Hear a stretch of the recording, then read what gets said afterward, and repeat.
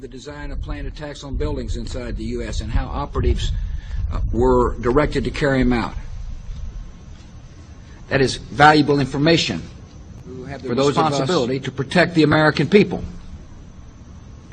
He told us the operatives had been instructed to ensure that the explosives went off at a point that was high enough to prevent people trapped above from escaping. He gave us information that helped uncover Al-Qaeda cells' efforts to obtain biological weapons. This is Building 7, a 47-story skyscraper that fell on the afternoon of September 11th. The government says that fire brought it down. However, 1,500 architects and engineers concluded it was a controlled demolition. Over 6,000 of my fellow service members have given their lives. Thousands of my fellow first responders are dying. I'm not a conspiracy theorist. I'm a structural engineer. I'm a New York City correction officer. I'm an Air Force pilot. I'm a father who lost his son. We're Americans, and we deserve... I lost my husband. My son. My uncle. My nephew. September 11th, 2001. Most people don't know a third tower fell that day. The government says fire brought it down. The collapse of World Trade Center 7 was primarily due to fires. I, along with 1,400 other architects and engineers, have found the government's conclusion to be physically impossible. Impossible. We need the truth about what happened that day. Go to rememberbuilding7.org. Why it fell, why it matters, and what you can do.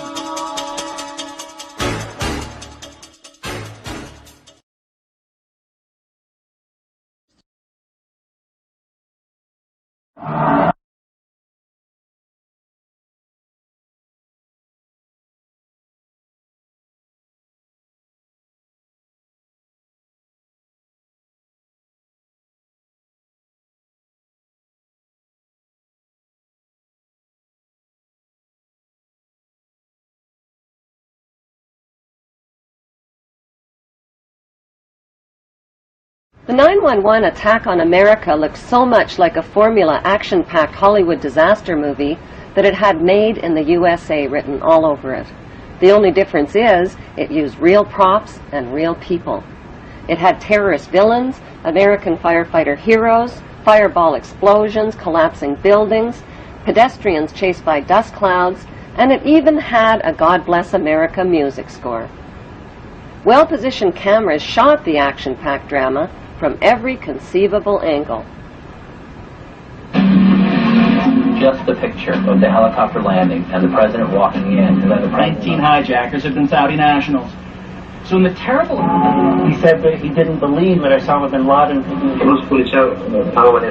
No one has blamed or accused him formally. Knew that how many people worked in the building. The city is confirming that some 265 firefighters are believed. None of us will ever forget this day. People will knock these buildings down. We'll hear all of it soon. Says America Remembers, Sunday, 8:30.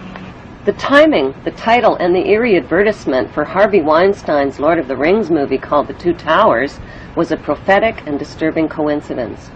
Profits from the Two Towers movie were small change compared to the 9/11 reality disaster movie, which has become the world's top-grossing production of all time.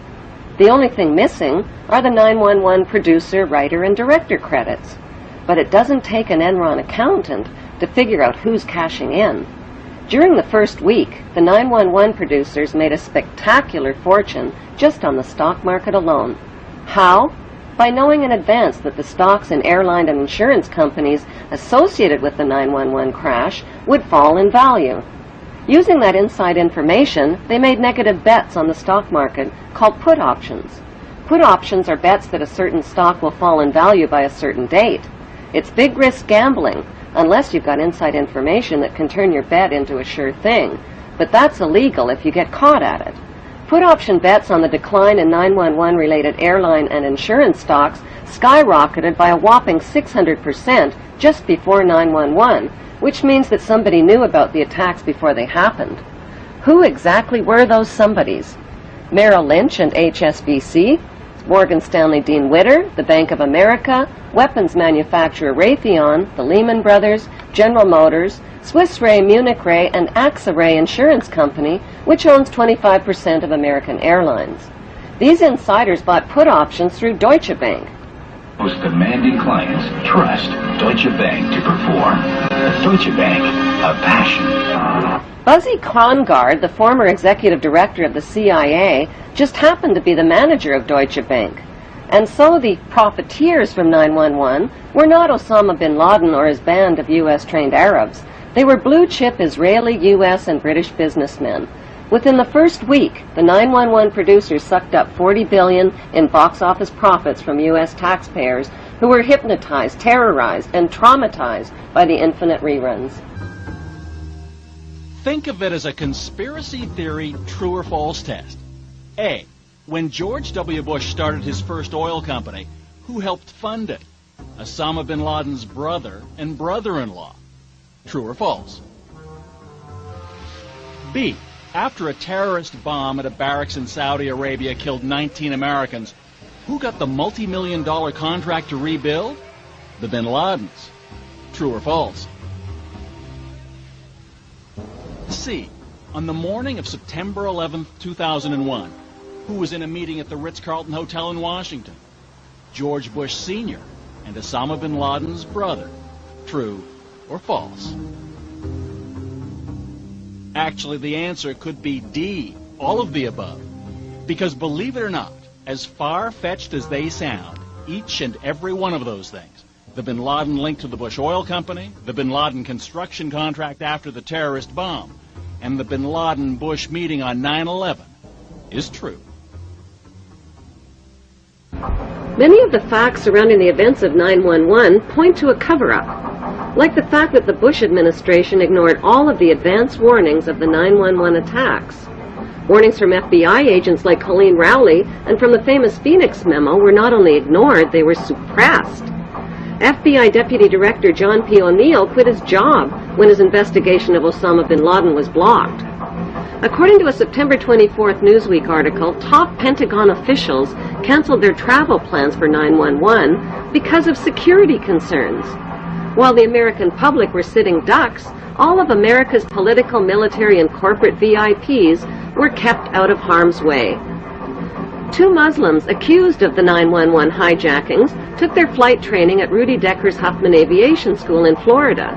Rudy Deckers is linked to the CIA and drug smuggling through Carib Air and Britannia Aviation, which shared the same small Venice airport with Deckers. The media reported that on the night before the attacks, accused ringleader Mohammed Atta and two other Muslim hijackers got drunk, fondled naked dancers in a Florida strip club called Shuckums, forgot their business card and their Quran holy book at the bar, publicly bashed America, and loudly boasted about impending bloodshed the next day. Would devoted and highly secretive Muslim hijackers risk their planned mission by attracting so much negative attention? And why were they in Florida instead of Boston the night before their suicide flights? On the early morning of September 11th, 19 Muslim men well known to intelligence and security agencies supposedly waltzed past airport security checks, boarded 4 passenger planes, and turned them into deadly missiles without even a hitch.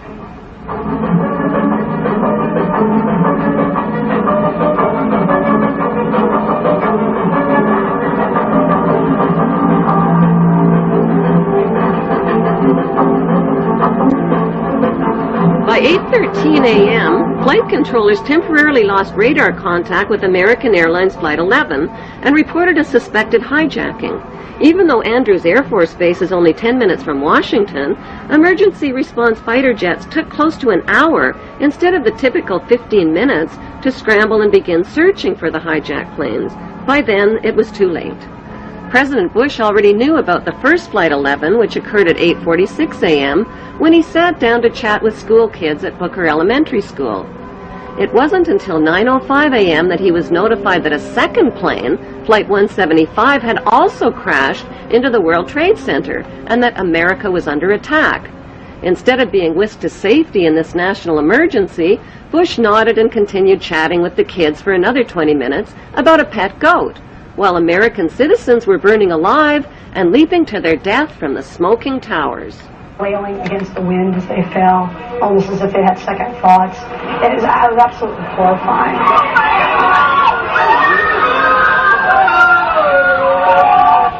And you don't have to be a conspiracy theorist to wonder exactly what President George W. Bush knew about the attack. and when he knew it. According to the official White House version, it was at this moment in a Florida classroom that Bush learned the second plane had hit the World Trade Center and that the U.S. was under attack. But here's what George Bush himself said almost 3 months later when asked about September 11th. I was sitting outside the classroom waiting to go in, and I saw an airplane hit the tower of a TV. You know, the TV was obviously on, and I used to fly myself, and I said, well, there's one terrible pilot. And I said it must have been a horrible accident. But I was whisked off there. I didn't have much time to think about it. Now, wait a minute. George Bush was told about the second plane while he was inside the classroom. So you just heard him describe seeing the first plane crash on television that day. But that's impossible. No one saw the first plane crash on TV on September the 11th because the videotape of it didn't surface until the next day. At 9:55 a.m., President George W. Bush took off in Air Force One with no escort or protection from fighter jets and circled around for the next hour. Why was the president's plane airborne and unescorted for an entire hour while hijacked planes were roaming the skies? The inexperienced hijacker pilots who took only a simulated flying course reportedly flew the third hijacked plane, Flight 77, into a Top Gun 270-degree turn, bypassed the offices of the Joint Chiefs of Staff, and crashed into an insignificant part of the Pentagon that was under renovation. Emergency response Air Force fighter jets were finally airborne when a fourth hijacked plane, Flight 93, crashed into a field in Pennsylvania at 10:06 a.m. The media reported that passengers overpowered the hijackers, but nearby residents saw U.S. fighter jets overhead and gave eyewitness reports of debris falling from the sky. That debris was found 8 miles away, indicating that the plane had been shot down. Within hours of the 911 hijackings, a massive Blame the Muslims campaign was launched by CNN and the media and continues to this day. In less than 48 hours, the names and mugshots of 19 accused Muslims were flashed across TV screens. If government investigators knew nothing, how did they identify 19 Muslim men as the hijackers so fast? Government investigators knew nothing. How did they identify 19 Muslim men as the hijackers so fast from fake passports and with no DNA evidence? How could Muhammad Atta's passport survive the fireball explosion that supposedly cremated him, fly out of his pocket, fly out of the incinerated plane, flutter to the ground into 2 feet of debris, and end up in readable condition in the hands of investigators, all within 48 hours? Why did 19 Muslim men even need passports on domestic flights? How were passports found but not the plane's voice recorders? Why did the hijackers need passports they would never use again after their suicide flights? And why were the 19 accused Muslims not under surveillance on 911 if they were so easy to identify? The suitcase of accused ringleader Muhammad Atta was never loaded onto the hijacked plane and conveniently fell right into the hands of investigators. It was jam-packed with incriminating evidence, including a Quran, a how to fly a commercial airplane video, and a fuel consumption indicator. Why would a hijacker about to die on a suicide mission pack a suitcase? It seems Muhammad Atta was a very forgetful ringleader who carried around a lot of Quran holy books. He reportedly forgot one Quran in a Florida strip club, another in a rental car, and still another one in his lost suitcase at the airport. More incriminating evidence of flight manuals written in Arabic were found within hours of the attacks in parked rental cars at the airports. Why didn't the terrorists take a taxi to the airport? Can they be that smart and that stupid at the same time? The conspicuous trail of planted evidence continued 3 weeks after the 911 attacks, when anthrax letters killed 5 people and were clearly worded to throw the blame on Muslims. Death to America, death to Israel, Allah is great. It has since been proven that the anthrax came from a U.S. Army lab and was never mailed by Muslims. Were the 19 Muslims accused of the hijacking set up as patsies and framed? If so, who set them up? Right after the attacks, CNN deceptively and repeatedly showed an airport security video of Muhammad Atta. CNN neglected to tell viewers that the video showed Mohammed Atta boarding a plane at Portland, Maine, not the hijacked plane. There are no airport security videos of any of the 19 accused Muslims boarding any of the hijacked planes.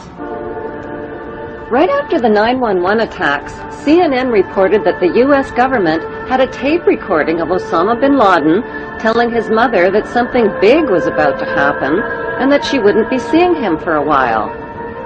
CNN later acknowledged that the report was false.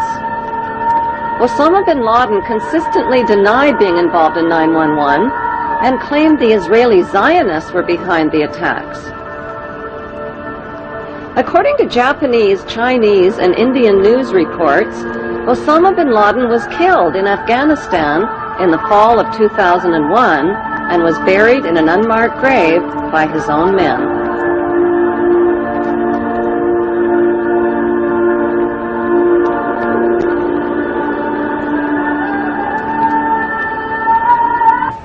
Following the money trail, Osama bin Laden. Army sources telling me, even via Iraq, via other places overseas, we know where he is. We're on him. It's just a matter of time. Do you agree with that? I believe he's dead. Really? I'm 98% positive that we killed him in December of 2001 during the Tor War campaign. I've seen no proof of life since then, regardless of these tapes that are cobbled together. On Halloween 2004, just before the U.S. presidential election, this man, dressed in an Osama bin Laden costume, confessed to the 9/11 attacks, scared American voters, and tricked them into treating George Bush to another 4 years in the White House. Zionist extremists believe that Hebrew Jews are God's chosen race of people with a God-given right to the land of Israel. The Muslim world and millions of Europeans, including Germany's former Minister of Technology, Andreas von Bülow, believe that Zionist extremists staged the 9/11 attacks on America to ignite the war on terrorism. That war has targeted Israel's Muslim enemies and is being fought and paid for with the blood, the lives, and the tax dollars of terrorized American citizens.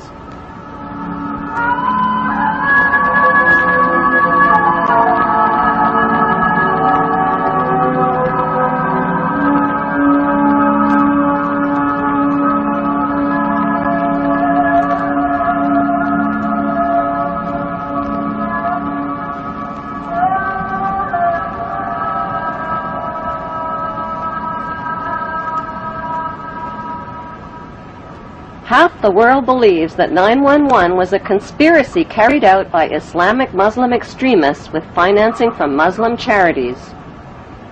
The other half believes it was a conspiracy carried out by Jewish Zionists with financing from Jewish charities. Is there any evidence to support that belief?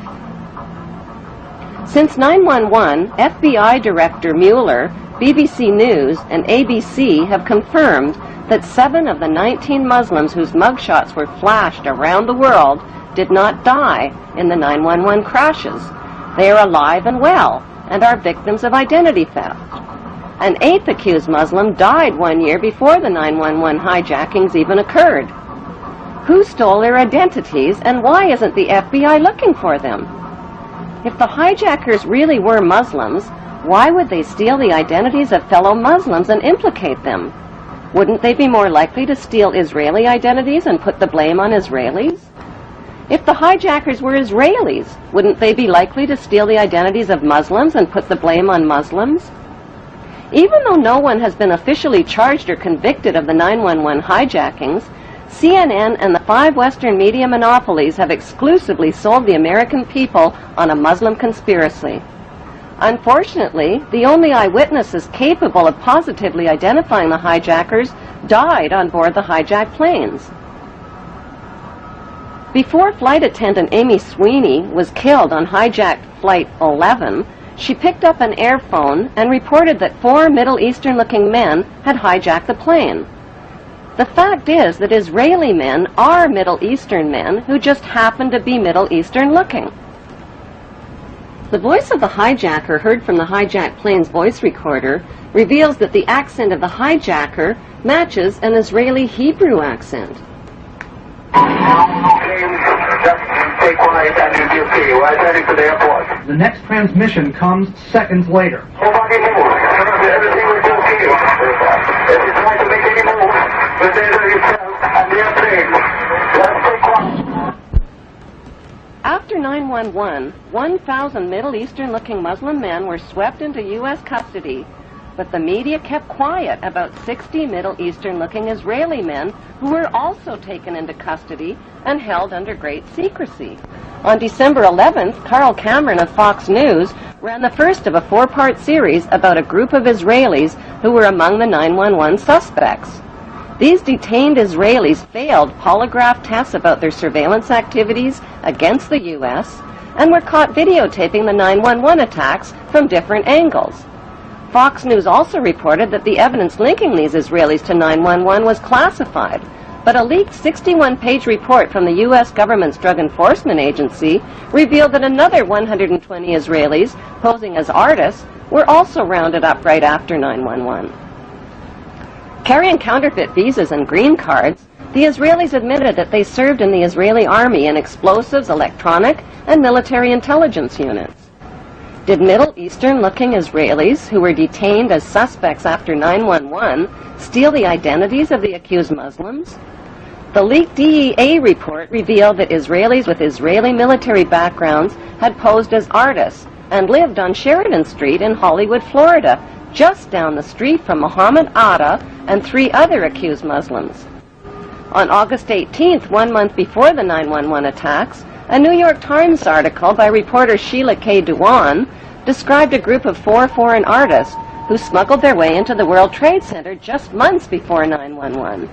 The artists occupied studio space free of charge on the 91st floor with 14 other artists and claimed to be writing a book called The Bee Thing. They also claimed that they constructed a temporary balcony on the 91st floor as a prank. Somehow, these so-called artist pranksters escaped the attention of the World Trade Center's heavy security companies. George W. Bush's brother, Marvin Bush, just happened to be the director of Securicom, which provided electronic security for the World Trade Center. By some mysterious coincidence, Marvin Bush's company also provided electronic security for 911's United Airlines and 911's Dulles Airport.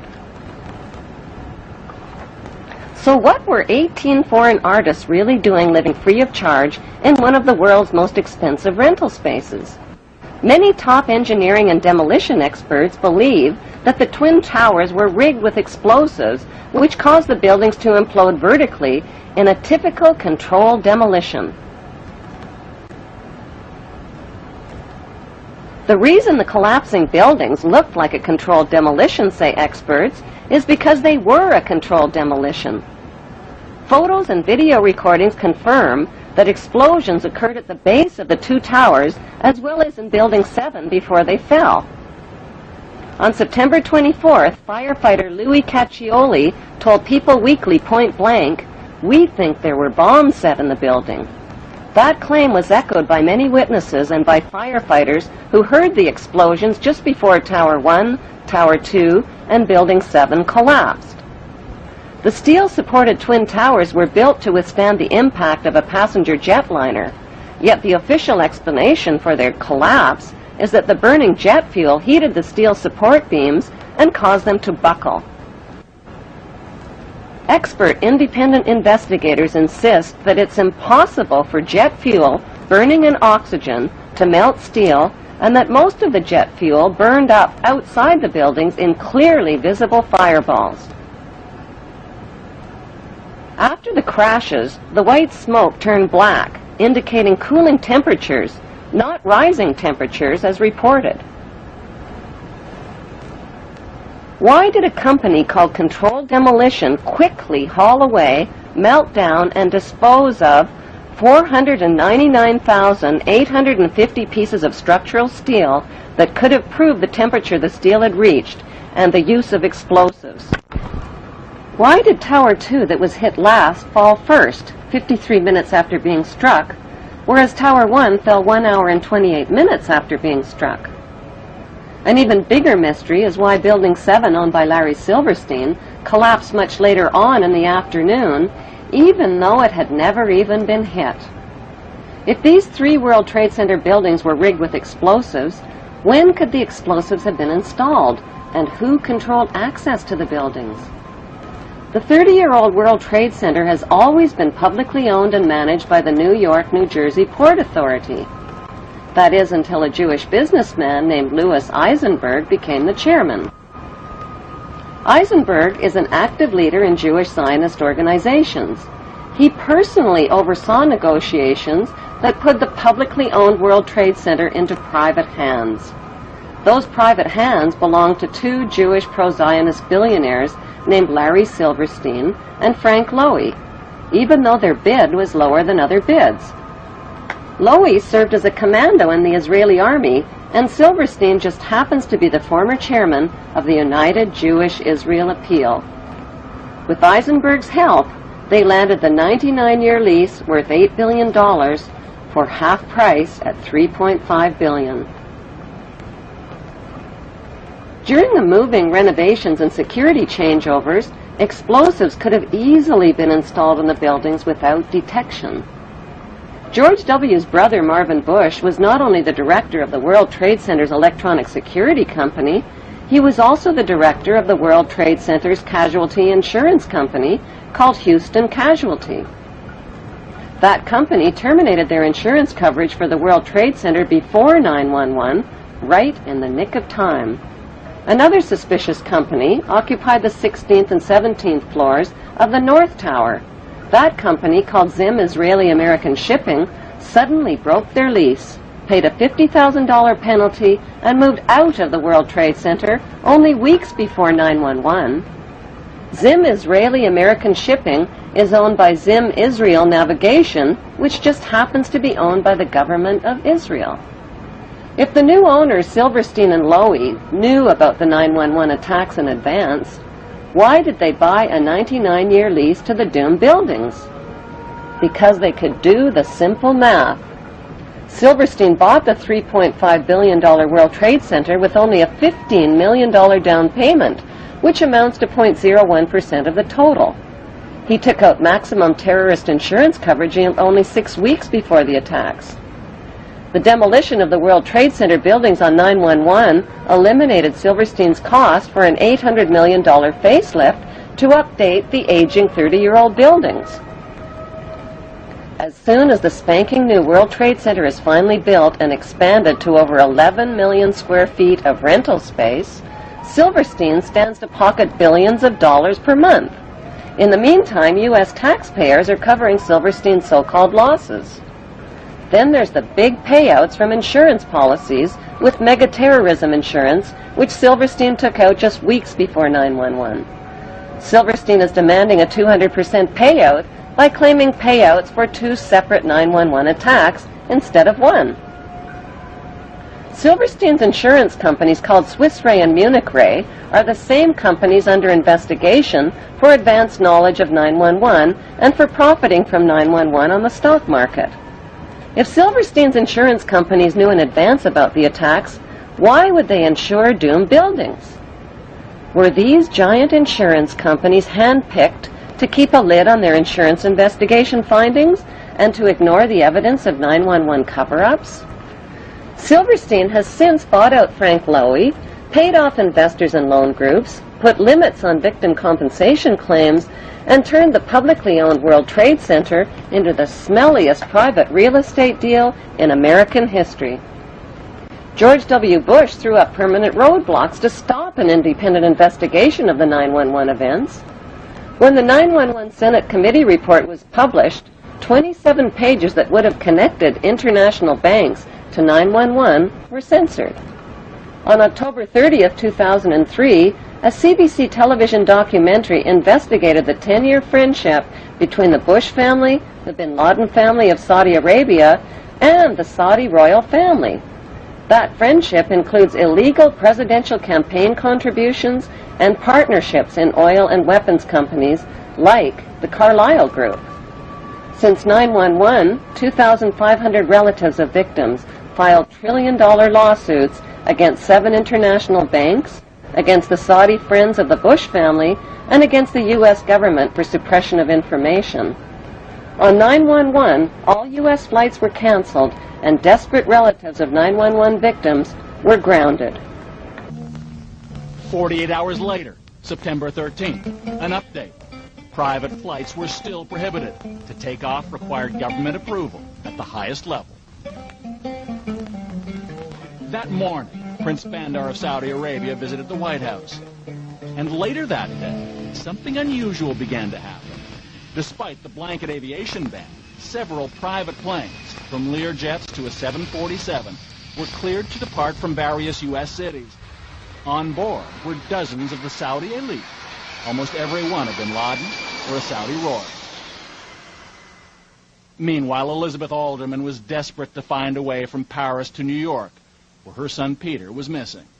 The bin Laden family, whoever was in the United States, got safe passage home. And I couldn't get home to be with my children.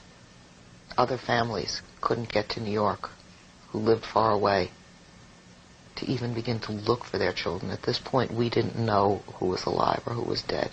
I couldn't get home, and the bin Laden family were all able to get home. Since 15 of the 19 hijackers were accused of being Muslims from Saudi Arabia, why wasn't the fury of George W. Bush directed at Saudi Arabia instead of opium-rich Afghanistan and oil-rich Iraq? Before the first plane ever even hit the first tower on 911, a massive military buildup was organized near Afghanistan called Operation Swift Sword and Operation Bright Star. 23,000 British troops were sent to the Oman Gulf near Afghanistan, and 17,000 U.S. troops joined NATO troops in nearby Egypt. All of these forces were positioned for attacks on the Muslim countries of Afghanistan and Iraq before 911. The Patriot Act, which was designed to limit American citizens' democratic rights and freedoms, was also designed and written months before the first plane ever even hit the first tower. So who exactly are the producers of the 911 reality disaster movie that collected billions from insider stock market trades, $200 billion and counting from terrorized U.S. taxpayers, and gazillions of dollars from the conquest of Iraq's oil fields and Afghanistan's opium fields? Contrary to popular opinion, the producers of 911 are not practicing Jews. And contrary to popular opinion, the producers of 911 are not practicing Muslims.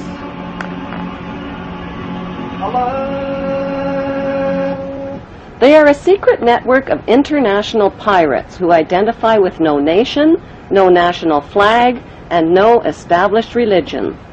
Their flag is the skull and crossbones, and their god, G-O-D, spells gold, oil, and drugs. It is important to understand the difference between the term Jews, Hebrews, and Zionists. The majority of the world's Jewish population are honest, caring, honorable people who practice Judaism, follow religious tradition, and embrace good moral values. The term Hebrew refers to the Hebrew language. It also refers to the Hebrew people who are the ethnic descendants of the original 12 tribes of Israel.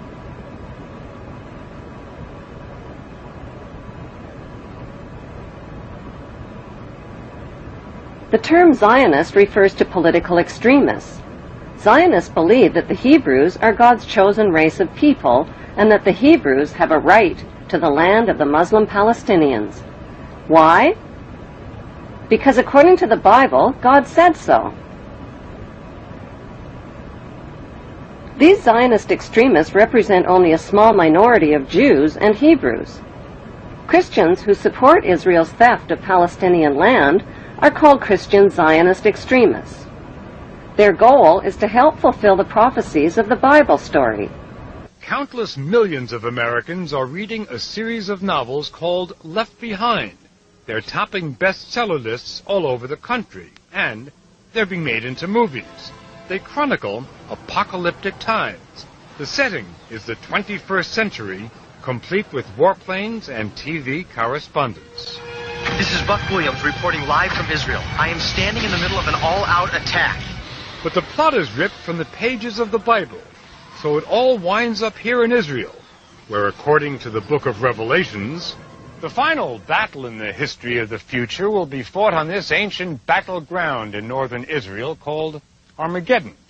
It will follow 7 years of tribulation during which the earth will be shaken by such disasters that previous human history will seem like a day in the country.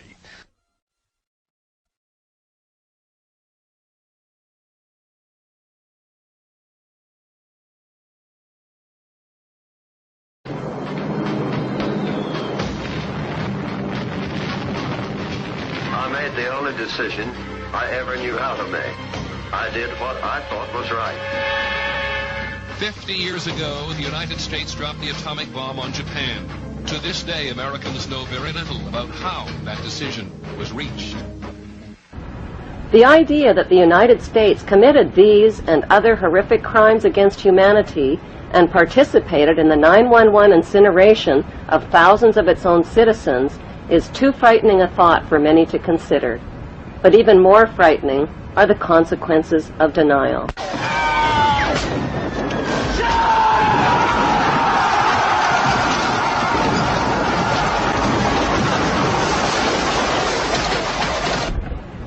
Did the world wars, revolutions, and big events of human history evolve naturally, or were they calculated and pre-planned? If they were pre-planned, who planned them, and what are they planning for the future of humanity? The answer to this puzzling question can be found within the boundaries of 3 of the world's most powerful cities. Those 3 cities belong to no nation and pay no taxes. They are Washington's District of Columbia, which is not part of the city of Washington or of the United States, the inner city of London, which is not part of London or England, and Vatican City, which is not part of Rome or Italy. These cities, called city-states, have their own independent flag, their own separate laws, and their own separate identity.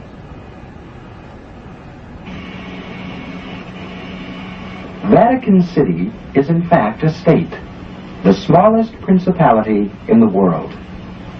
It lies on the banks of the Tiber, completely surrounded by the city of Rome. Its status as a separate state emerged from the Lateran Agreements of February 1929. It has its own newspaper, postal service, radio and television station, its own flag, and a population of about 1,000. The Vatican also has its own army of Swiss guards, and it even has its own prison.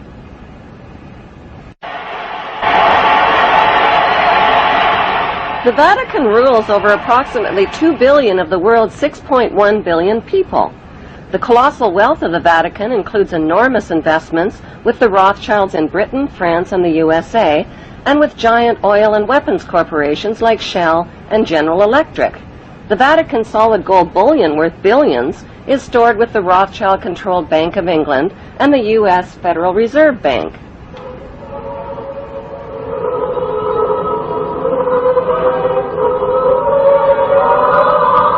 The Catholic Church is the biggest financial power, wealth accumulator, and property owner in existence, possessing more material wealth than any bank, corporation, giant trust, or government anywhere on the globe. The Pope, who is the visible ruler of this colossal global wealth, is one of the richest men on earth. While 2/3 of the world earns less than $2 a day, and 1/5 of the world is underfed or starving to death, the Vatican hoards the world's wealth, profits from it on the stock market, and at the same time preaches about giving. How did the Pope and Vatican accumulate all that wealth over the millennium? One method was to put a price tag on sin. Many bishops and popes actively marketed guilt, sin, and fear for profit by selling indulgences. Worshippers were encouraged to prepay for sins they hadn't yet committed and get pardoned ahead of time. Those who didn't pay up risked eternal damnation in Satan's oven. Pope Leo X rebuilt St. Peter's Basilica, selling tickets out of hell and tickets to heaven. During the Dark Ages, the Catholic Church not only hoarded the wealth they collected from the poor, but hoarded knowledge. They kept the masses ignorant and in the dark by denying them a basic education.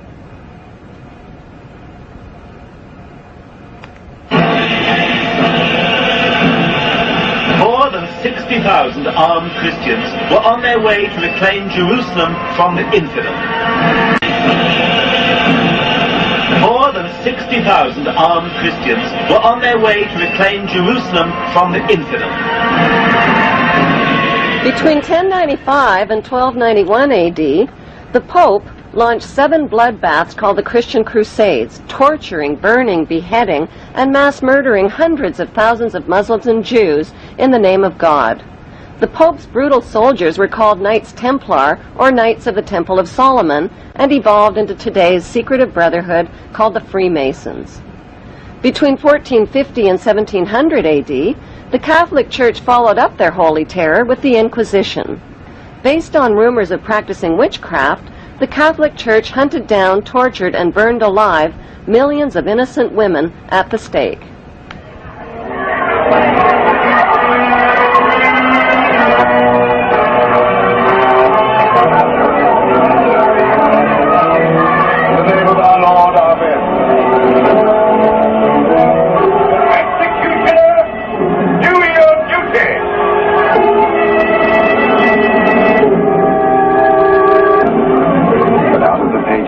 Is to emerge the one truth.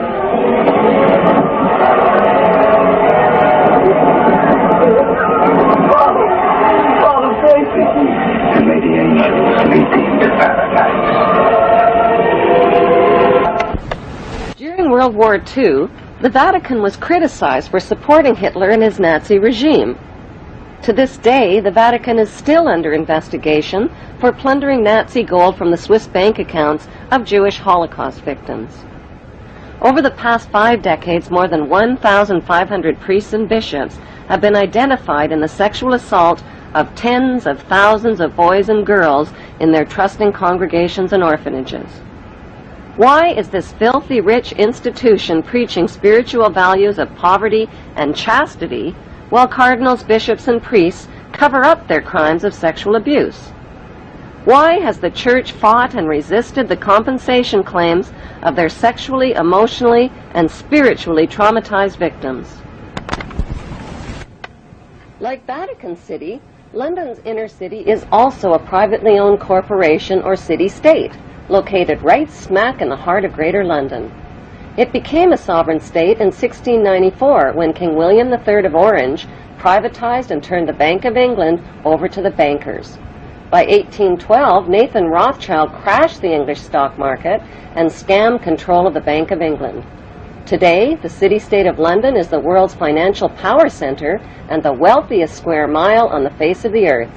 It houses the Rothschild-controlled Bank of England, Lloyd's of London, the London Stock Exchange, all British banks, the branch offices of 385 foreign banks, and 70 U.S. banks. It has its own courts, its own laws, its own flag, and its own police force. It's not part of Greater London or England or the British Commonwealth and pays no taxes. The city-state of London houses Fleet Street's newspaper and publishing monopolies. It is also the headquarters for worldwide English Freemasonry and headquarters for the worldwide money cartel known as the Crown. Contrary to popular belief, the Crown is not the royal family or the British monarch. The Crown is the private corporate city-state of London. It has a council of 12 members who rule the corporation under a mayor called the Lord Mayor. The Lord Mayor and his 12-member council serve as proxies or representatives who sit in for 13 of the world's wealthiest, most powerful banking families. This ring of 13 ruling families includes the Rothschild family, the Warburg family, the Oppenheimer family, and the Schiff family. These families and their descendants run the Crown Corporation of London. The Crown Corporation holds the title to worldwide Crown land in Crown colonies like Canada, Australia, and New Zealand. The British Parliament and the British Prime Minister serve as a public front for the hidden power of these ruling Crown families. Like the city-state of London and the Vatican, a third city-state was officially created in 1982. That city-state is called the District of Columbia and is located on 10 square miles of land in the heart of Washington. The District of Columbia flies its own flag and has its own independent constitution. Although geographically separate, the city-states of London, the Vatican, and the District of Columbia are one interlocking empire called Empire of the City. The flag of Washington's District of Columbia has 3 red stars, one for each city-state in the 3-city empire. This corporate empire of 3 city-states controls the world economically through London's inner city, militarily through the District of Columbia, and spiritually through the Vatican. The Constitution for the District of Columbia operates under a tyrannical Roman law known as Lex Fori, which bears no resemblance to the U.S. Constitution. When Congress passed the Act of 1871, it created a separate corporate government for the District of Columbia. This treasonous act allowed the District of Columbia to operate as a corporation outside the original Constitution of the United States and outside of the best interests of American citizens.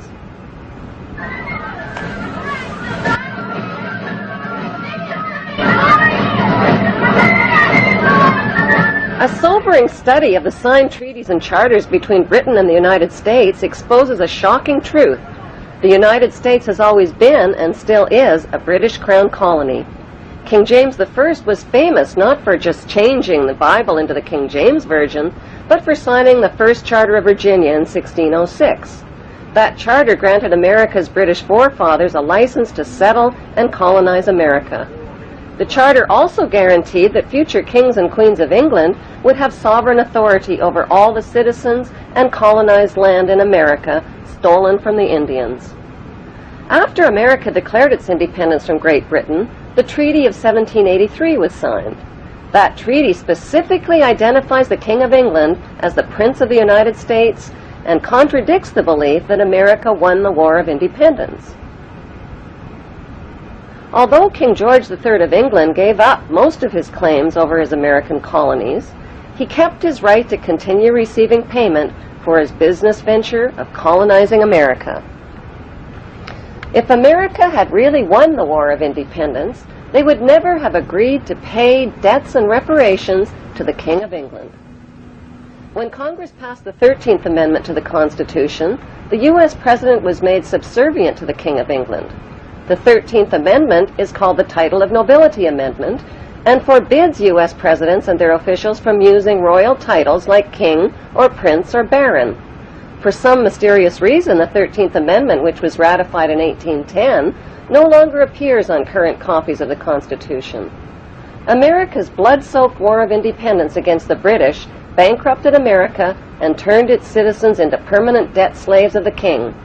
In the War of 1812, the British torched and burned to the ground the White House and all U.S. government buildings and destroyed ratification records of the U.S. Constitution. 1 century later, a corrupt U.S. Congress committed the biggest theft in world history. They passed Paul Warburg's Federal Reserve Act in 1913, handing over America's gold and silver reserves and total control of America's economy to the Rothschild banksters. Most Americans still believe that the Fed, or Federal Reserve, is the government. It is not. The Fed is a privately owned banking system whose majority Class A shareholders are the Rothschilds, Warburgs, Kuhn and Loeb, J.P. Morgan, Rockefeller, Israel Seif, and the Lehman Brothers. This private banking cartel is the Fed and is never audited and never pays taxes.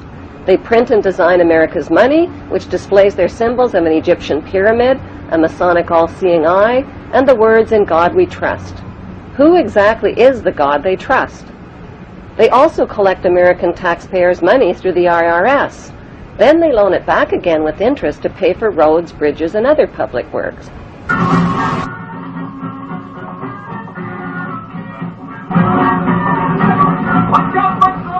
American presidents are handpicked and financed by these special interest power groups.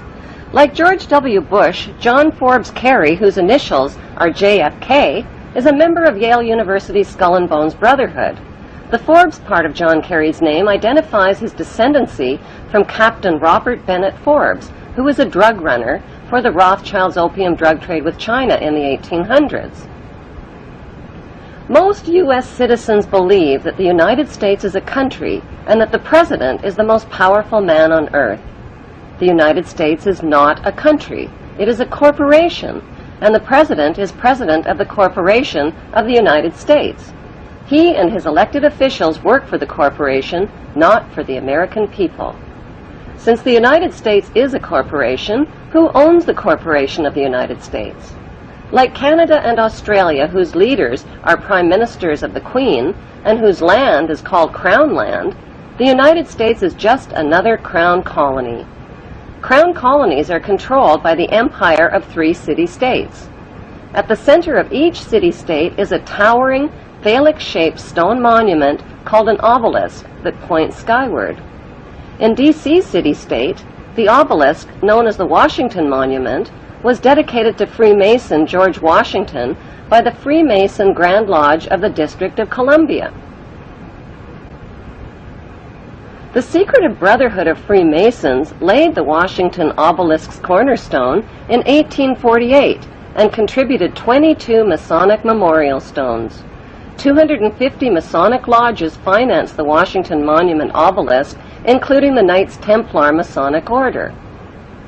At the heart of London city-state is a 187-ton, 69-foot-tall Egyptian obelisk called Cleopatra's Needle.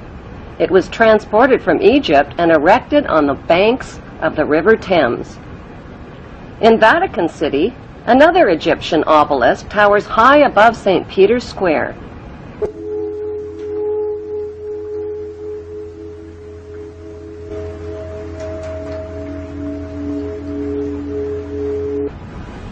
What exactly is an obelisk? Obelisks are phallic-shaped monuments honoring the pagan sun god of ancient Egypt called Amun-Ra. The spirit of this pagan god is said to reside within the obelisk. Obelisks symbolize the phallus and fertility. At the base of the obelisk is a sunwheel circle symbolizing the vagina. Together, they depict male and female sexual union. Why in the world would the Vatican, a fortress of Puritan Christian values, erect a monument symbolizing the pagan god Amun and sexual intercourse right in its own front yard?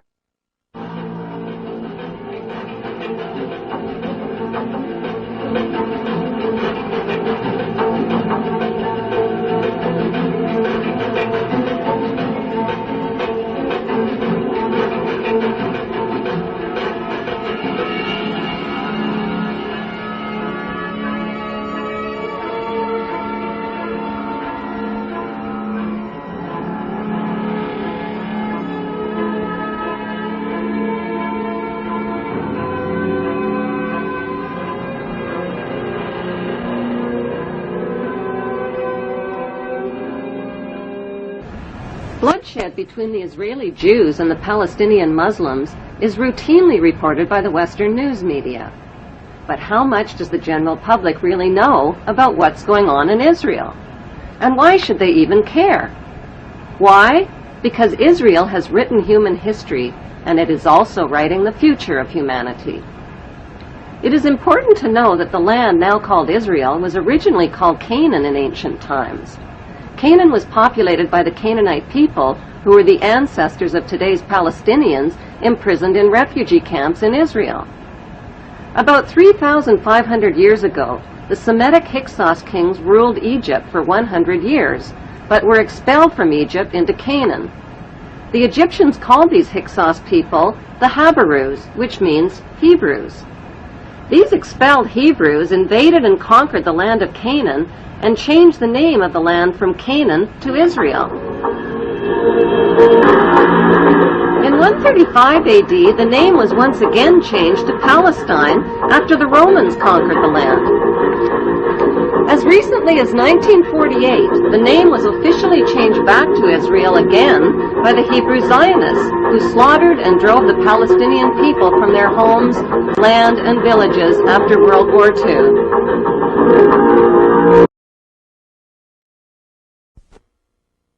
The ancient pharaohs advertised their power with their image on coins and stone monuments.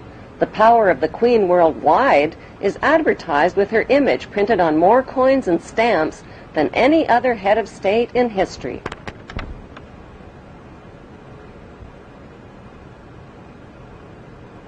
Number 18. The structure of government in ancient Egypt was a step pyramid model, with the Grand Vizier and priesthood one step below the pharaoh. Today's monarchy reigns using a much more sophisticated pyramid model of authority.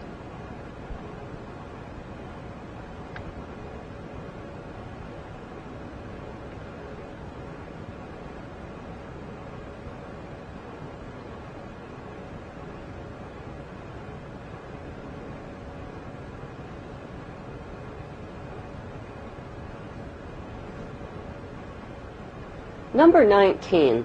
The Pope's headdress is strikingly similar to the headdress of the Egyptian god Amun. His bent cross resembles the scepter of Amun. Number 20. Like the Egyptian pharaohs, British monarchs wear signet rings, which over the millennia have been passed down from their Hebrew ancestors. The British Mint recently printed legal tender coins called the One True Ring and the Ring of Power. On one side of the coin is Queen Elizabeth II. On the flip side is the ring from Lord of the Rings. These legal tender coins printed by the British Mint raise the disturbing question, who is the real Lord of the Rings? One ring to rule them all. The inscription on the ring reads, "One ring to rule them all, one ring to find them, one ring to bring them all, and in the darkness of their ignorance, bind them."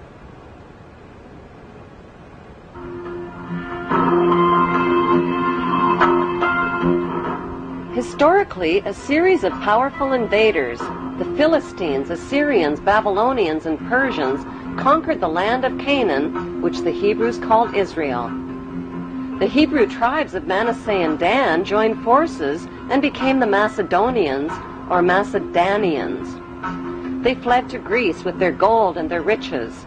They wore white kilts like the Egyptian pharaohs, played goatskin bagpipes, adopted the Greek culture, and settled along the river Danube, which they named after the tribe of Dan. By 322 BC, their leader, Alexander the Great, reconquered Egypt and appointed his general Ptolemy I as the new Hebrew pharaoh of Egypt. The historical facts show that the last pharaoh of Egypt was Ptolemy XV, who was nicknamed Caesarion or Little Caesar.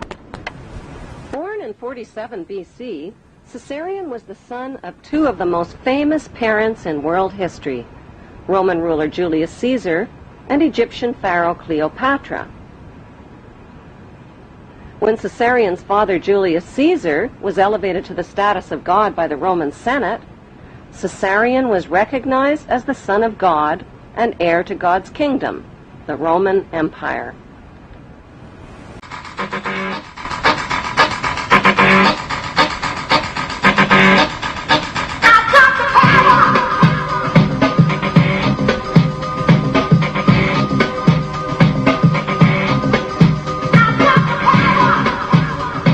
The media has misled the public into believing that Queen Elizabeth II is a symbolic ceremonial figurehead with little or no real power, that she is a cold but harmless old relic who passes her time sipping tea at the palace.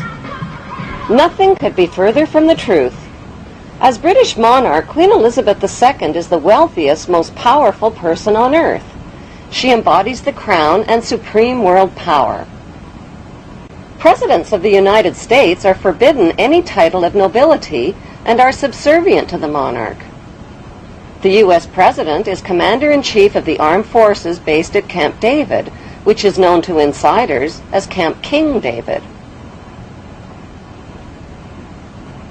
Prime Ministers in Commonwealth nations like Canada and Australia are also subservient representatives of the British King or Queen.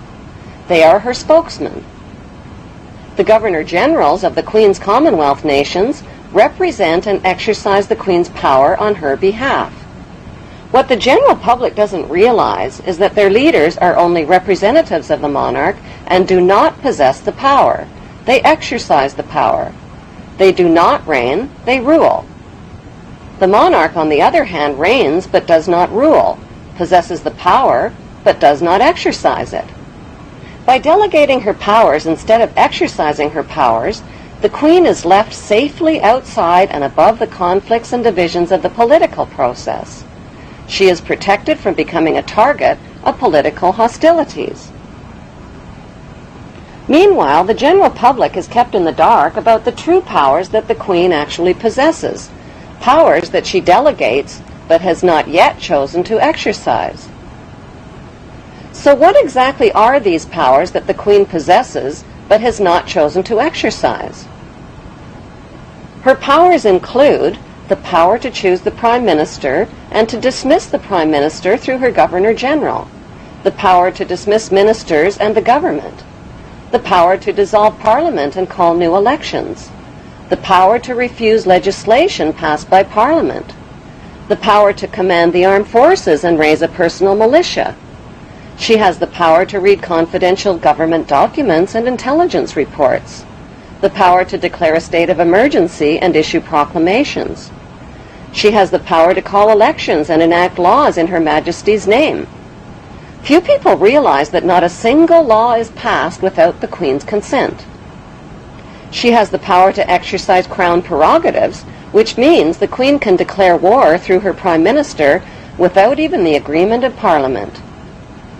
She has the power to grant and bestow titles and honors like Sir, the power to pardon convicted criminals.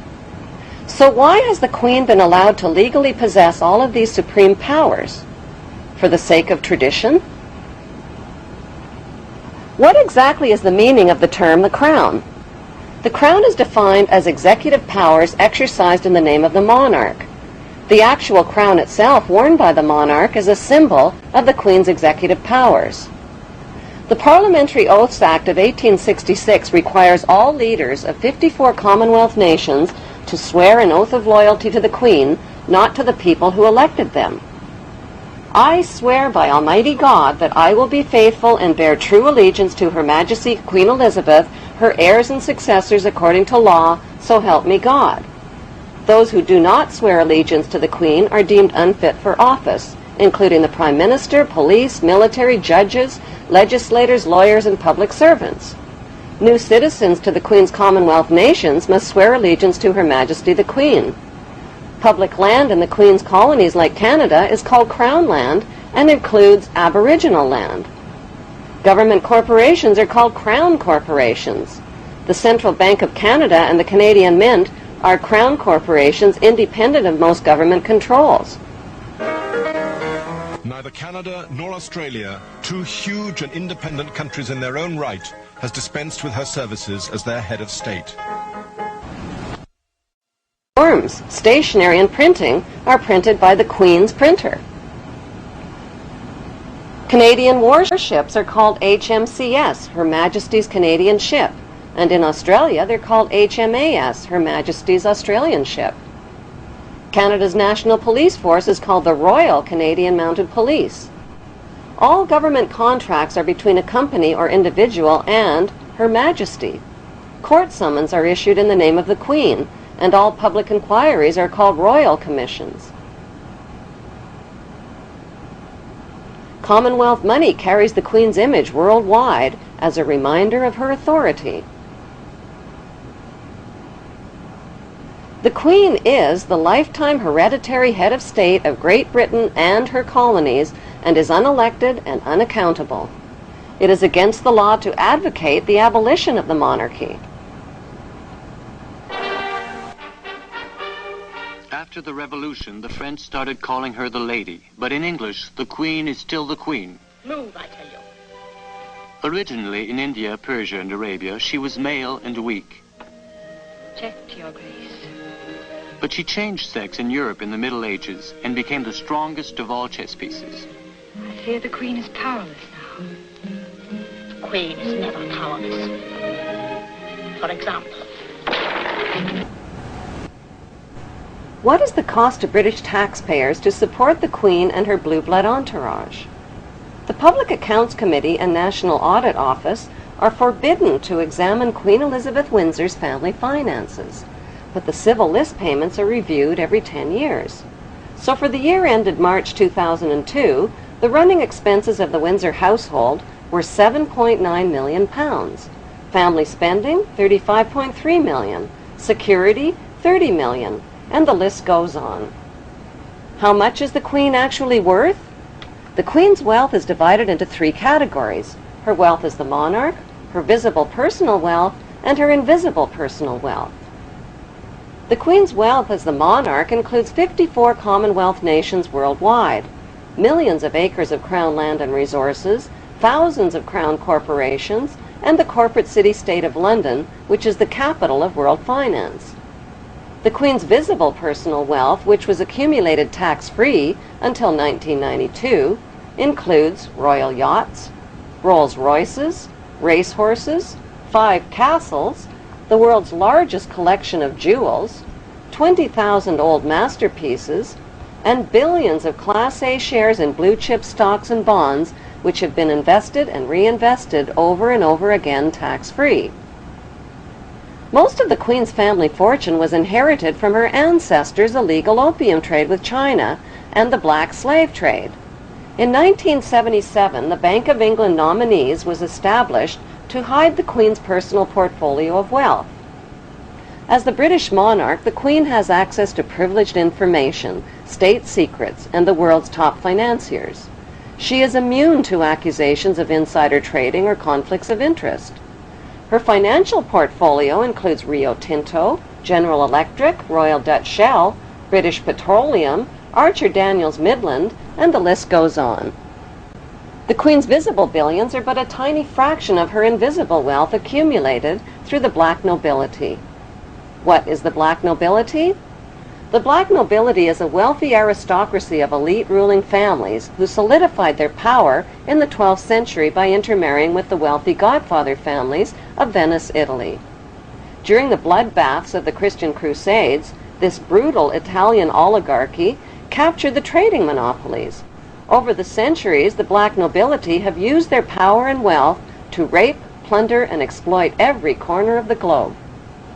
Dr. John Coleman's book, The Committee of 300, describes the history of assassinations, kidnappings, robbery, rape, blackmail, coercion, and terror committed by these inbred families on a grand scale. Today, they enrich themselves from the illegal drug and arms trade using well-distanced intermediaries. An estimated $280 billion in flight capital and drug money flows into their secret Swiss accounts. Who are these ruling black nobility families? They include the House of Hanover, Germany, the House of Habsburg, Austria, the House of Orange, Netherlands, the House of Liechtenstein in Liechtenstein, and most importantly, the House of Guelph in Britain. All of these family houses can be found on Queen Elizabeth II's family tree. The black nobility are the founders of the Committee of 300, which is also known as the Illuminati or Illuminated Ones. Queen Elizabeth II is head of the committee of these 300 ruling families. The Illuminati was formed to achieve one main objective, one world government called the New World Order. NWO spells own, backwards. All of today's think tanks originate from the Committee of 300 and include the Round Table, the CFR Council on Foreign Relations, the United Nations, the Bilderbergs, the Club of Rome, the RIIA, and the Trilateral Commission founded by David Rockefeller. Since the British colonization of America, many powerful American families have formed secret societies that cooperate with the black nobility, like the Skull and Bones fraternity at Yale University, which is rooted in German Freemasonry. Its exclusive members are some of America's most powerful and wealthy men, including 2 United States presidents, President George W. Bush and his father, President George Herbert Walker Bush. The Order of the Skull and Bones is located on the campus of Yale University. John Pogue is a Yale graduate and the producer of a Hollywood movie called Skulls, based on the chilling radiation night. Chosen members enter a windowless hall on campus where they strip naked and lay inside a coffin. During the rituals, they reveal their innermost secrets including the intimate details of their sexual history. Senior bonesmen dressed in robes chant over the new member in a symbolic death and rebirth ceremony. Each new member takes a vow, swearing a lifetime commitment to the brotherhood, secretly known as the Brotherhood of Death. The crossed bones symbolize the right of new members to double-cross and use any means possible on their rise to power.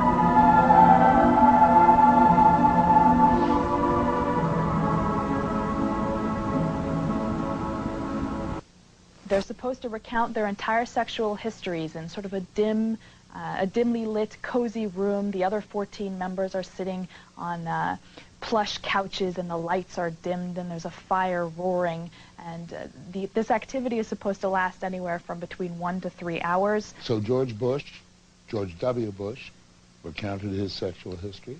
That would have been something they would have done, yes. What is the point of this?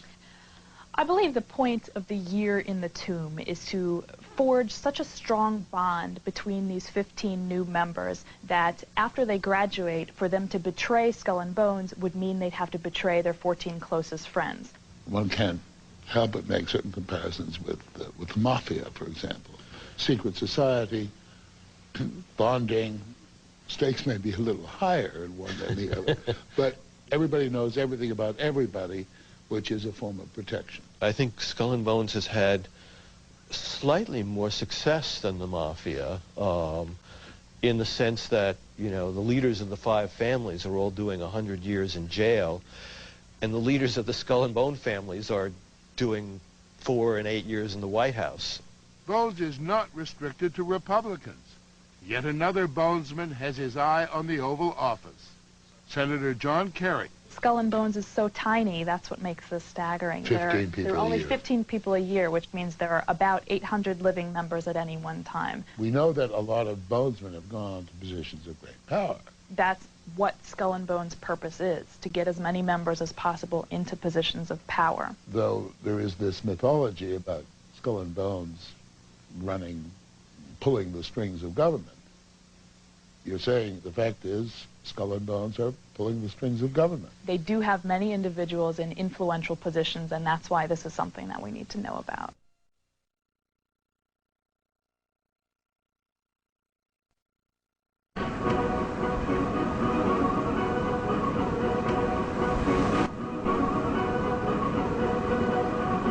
The New England Genealogy Society confirms that 19 U.S. presidents are descendants of King Edward III of England. Like European royalty, America's blue bloodlines are maintained through intermarriage. George W. Bush is descended from several kings of England and Scotland. He is also a distant cousin of Queen Elizabeth II of England.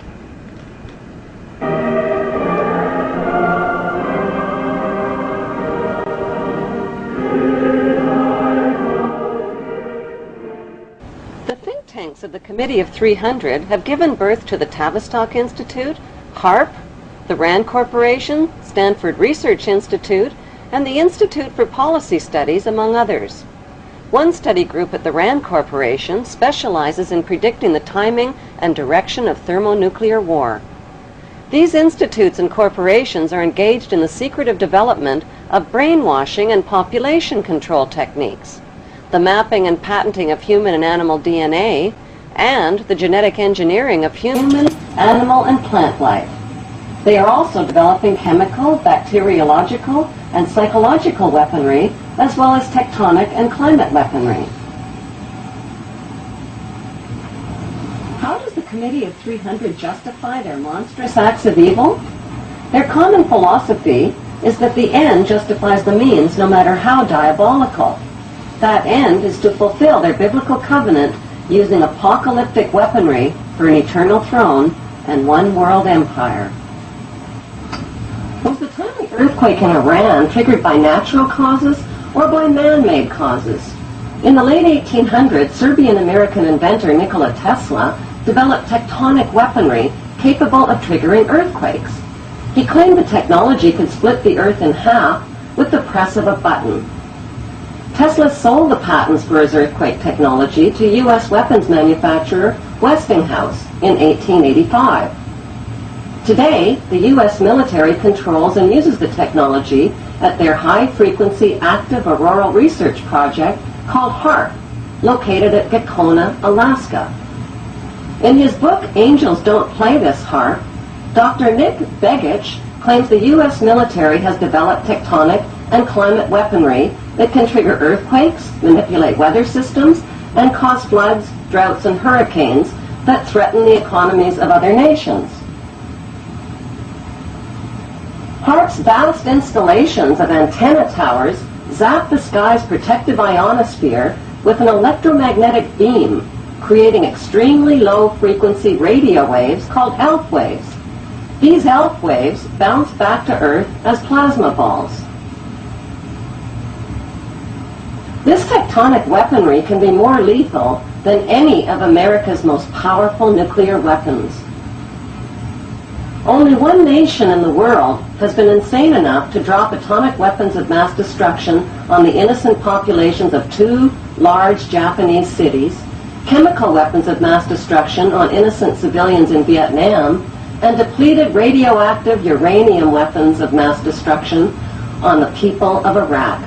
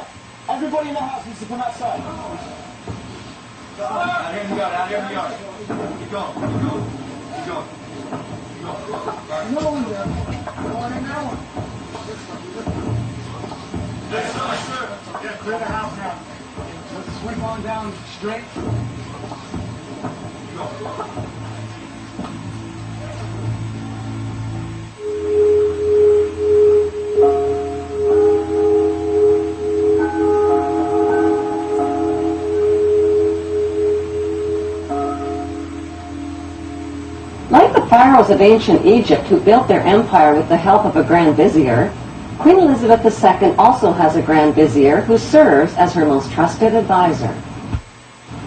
His name is Lord Evelyn Rothschild, and he is the second wealthiest and most powerful person on earth. He is also Lord of the world's financial capital, the city-state of London. Lord Rothschild and his ring of power hide their identities behind 13 city council members who stand in as their representatives. On November 30th, 2000, Lord Rothschild, now in his 70s, got married in London to a wealthy Zionist businesswoman named Lynn Forrester. The couple then jetted to Washington and spent their wedding night in the White House.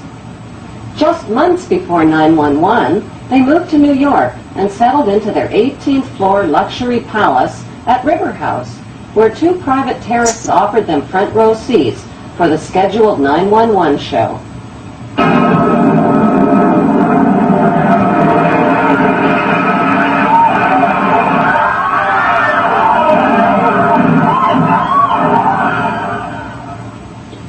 Just how rich and powerful is Lord Evelyn Rothschild? Historically, the Rothschild family wealth was hidden in underground vaults. The Rothschild secret financial records were never audited and never accounted for.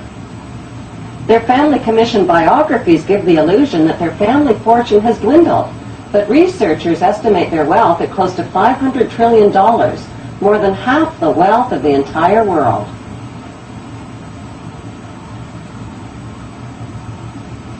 Besides their many castles, palace mansions, wineries, racehorses, and exotic resorts, the Rothschilds bought Reuters in the 1800s. Reuters then bought the Associated Press, which selects and delivers the same news stories to the entire world, day after day. They have controlling interest in 3 major television networks and easily avoid media attention since they own it. Until recently, they owned and operated England's Royal Mint and continued to be the gold agent for the Bank of England, which they also direct. They control the LBMA, London Bullion Market Association, where 30 to 42 million ounces of gold worth over $11 billion are traded daily. The Rothschilds earn millions weekly just on transaction fees alone. They also fix the world price of gold on a daily basis and profit from its ups and downs. Over the centuries, the Rothschilds have amassed trillions of dollars worth of gold bullion in their subterranean vaults and have cornered the world's gold supply. They own controlling interest in the world's largest oil company, Royal Dutch Shell. They operate phony charities and offshore banking services where the wealth of the black nobility and the Vatican is hidden in secret accounts at Rothschild Swiss banks, trusts, and holding companies. Although Evelyn Rothschild looks like a harmless gray-haired old man, make no mistake about it, Rothschild and his ancestors have handpicked presidents, crashed stock markets, bankrupted nations, orchestrated wars, and sponsored the mass murder and impoverishment of millions. The wealth hoarded by this one family alone could feed, clothe, and shelter every human being on earth.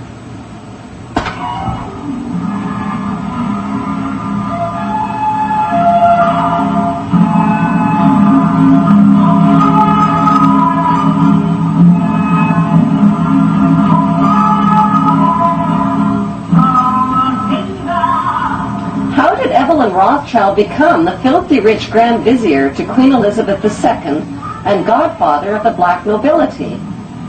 By birth, Evelyn Rothschild is the great-great-great-grandson of Mayer Rothschild and is passing the godfathership down to David de Rothschild.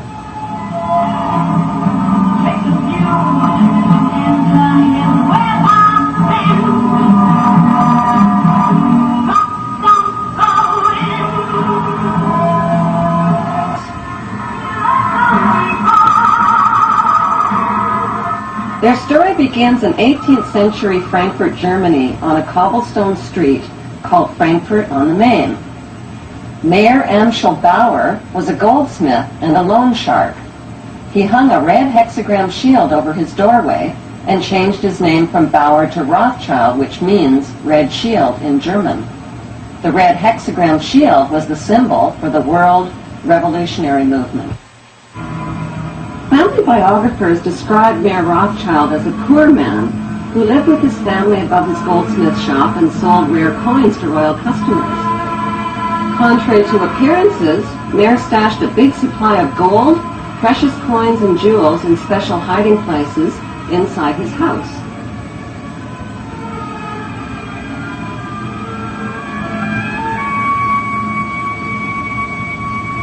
One special hiding place was beneath the back courtyard, where he accessed his strongbox through an underground passageway.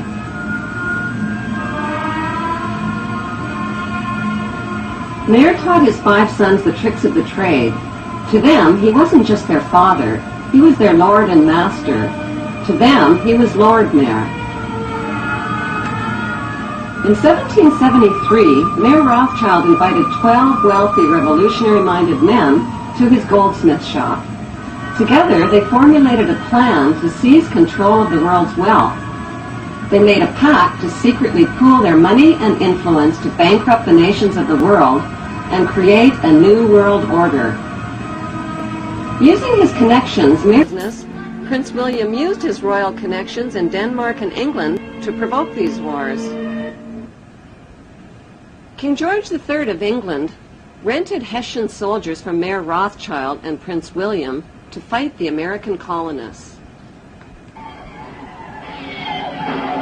American colonists had already shot down millions of North American Indians whose spears and arrows were helpless against the deadly gunfire. The worst Holocaust in human history occurred not in Nazi Germany, but on American soil.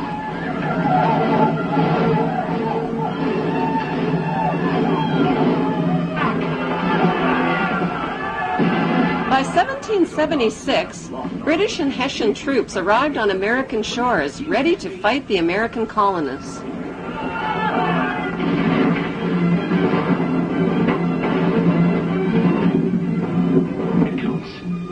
preparing for an attack. And we won't have long to wait either. See there? Hessian troops to the north.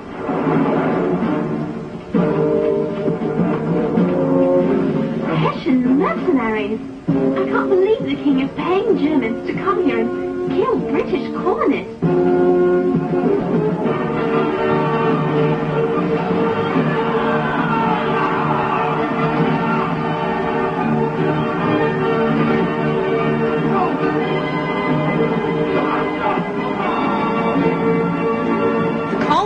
Won their independence, and Mayor Rothschild won his blood money for the heads of each and every Hessian soldier killed on the battlefield.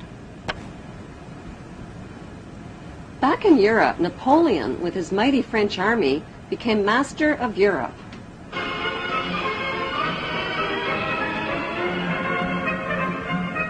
When Napoleon and his troops stormed into Frankfurt, Germany, William feared for his life and his vast fortune.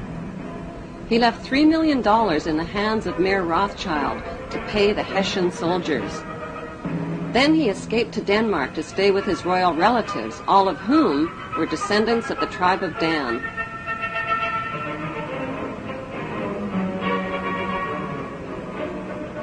Mayor Rothschild received a stock market tip from his World Revolutionary Network.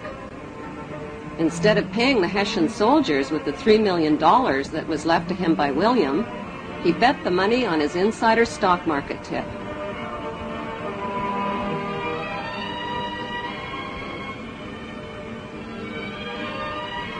With his new fortune, Mayor Rothschild set up 5 family banks to be run by each of his 5 sons in London, Paris, Naples, Frankfurt, and Vienna. On September 19, 1812, Mayor Rothschild died at the age of 68. He left instructions that the amount of the inheritance must never be made public, that secrecy and ruthlessness must be used in all business practices, and that family members must intermarry with their own blood relatives to keep the family fortune all in the family. All 5 brothers dedicated themselves to their ancestors' world revolutionary dream. That dream was to control the entire world under one world ruler by disarming the nations of the world. A king, the son of David, will purify Jerusalem from the nations that trample her down, destroy the lawless nations and gather a holy people whom he will lead in righteousness.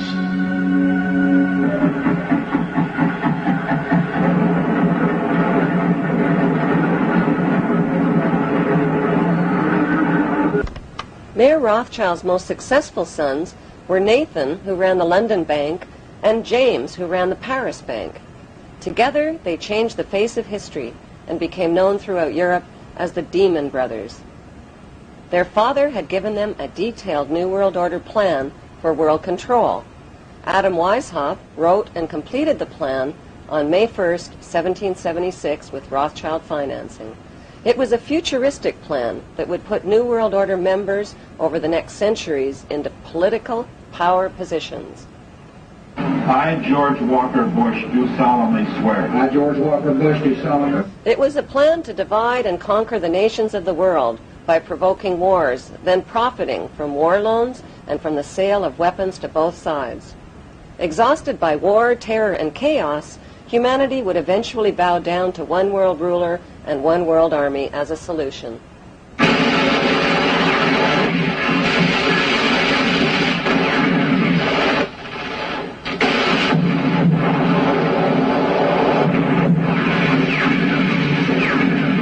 It was a plan to control public opinion by purchasing the controlling shares in TV networks, newspapers, publishing houses, and film studios.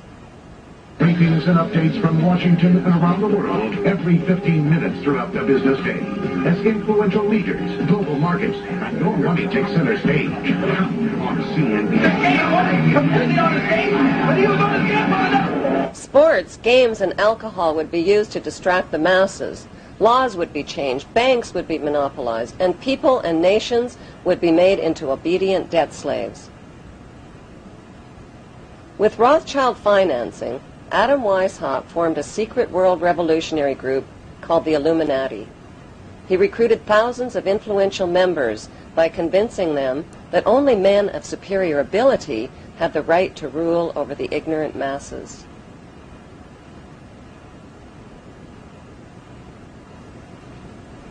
French police exposed the plan when they found documents on an Illuminati courier who was struck by lightning while traveling from Germany to France.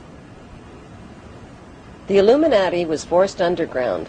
They took refuge in the lodges of a secret brotherhood called the Freemasons, who practiced death and rebirth rituals and whose history dates back to the construction of Solomon's Temple.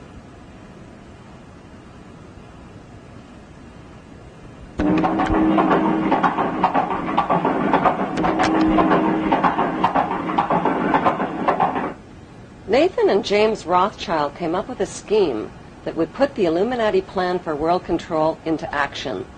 It would also make them filthy rich. The brothers helped finance both sides of Napoleon's famous Battle of Waterloo between the French and the English.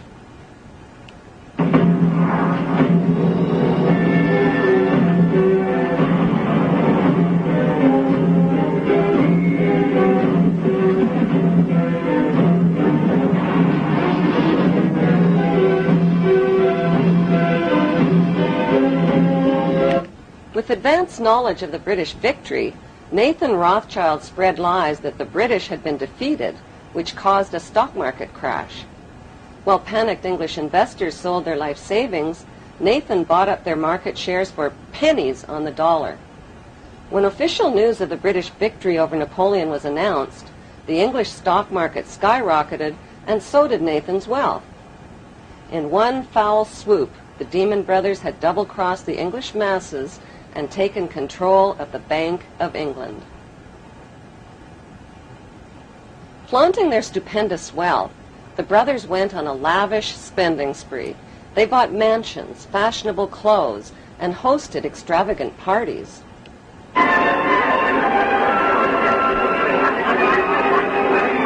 By 1818, they had picked the pockets of French investors by crashing the French government bond market. According to plan, the brothers formed the world's first international bank and named it N.M. Rothschild and Sons. The Pope became their most famous customer.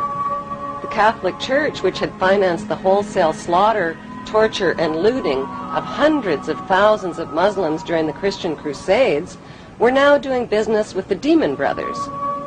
By 1823, the Rothschilds were guardians of the entire papal treasure and took over the financial operations of the Catholic Church.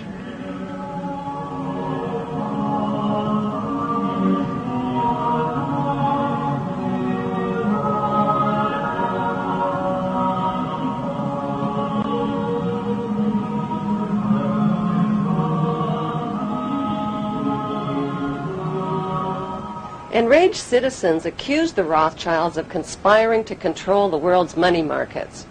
Fearing for their lives, the Rothschilds retreated into the shadows and cast their eyes on the youthful United States of America. To avoid publicity, the Rothschilds made themselves invisible by creating and hiding behind two front companies, J.P. Morgan and Kuhn and Loeb. More and more power was becoming concentrated in fewer and fewer hands. By 1906, J.P. Morgan's bank controlled 1/3 of America's railways and almost 70% of the steel industry. He eventually had a stake in the major companies of the 20th century, among them AT&T, ITT, General Electric, General Motors, and DuPont. At one point, Morgan made the offhanded comment, "America is good enough for me."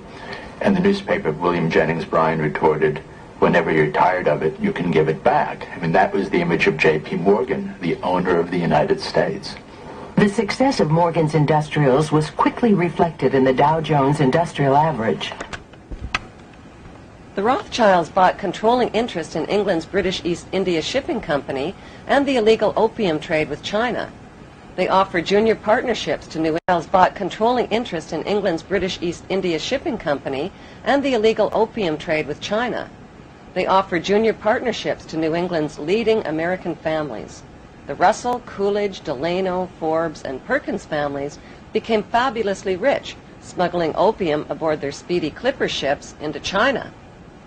In 1820, Samuel Russell bought out the Perkins Syndicate and ran the opium smuggling operation with his partner, Warren Delano Jr., who was the grandfather of President Franklin D. Roosevelt. The United States flag was designed after the British East India Company flag with 13 red and white stripes. Both flags copy the red and white striped sails of the Viking ships, which were the color standard for the tribe of Dan.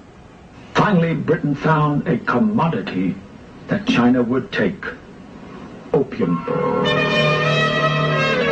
Imported from India. Just a few chests at first, and then thousands. When the Chinese authorities tried to stop the opium trade, the British sent in their gunboats.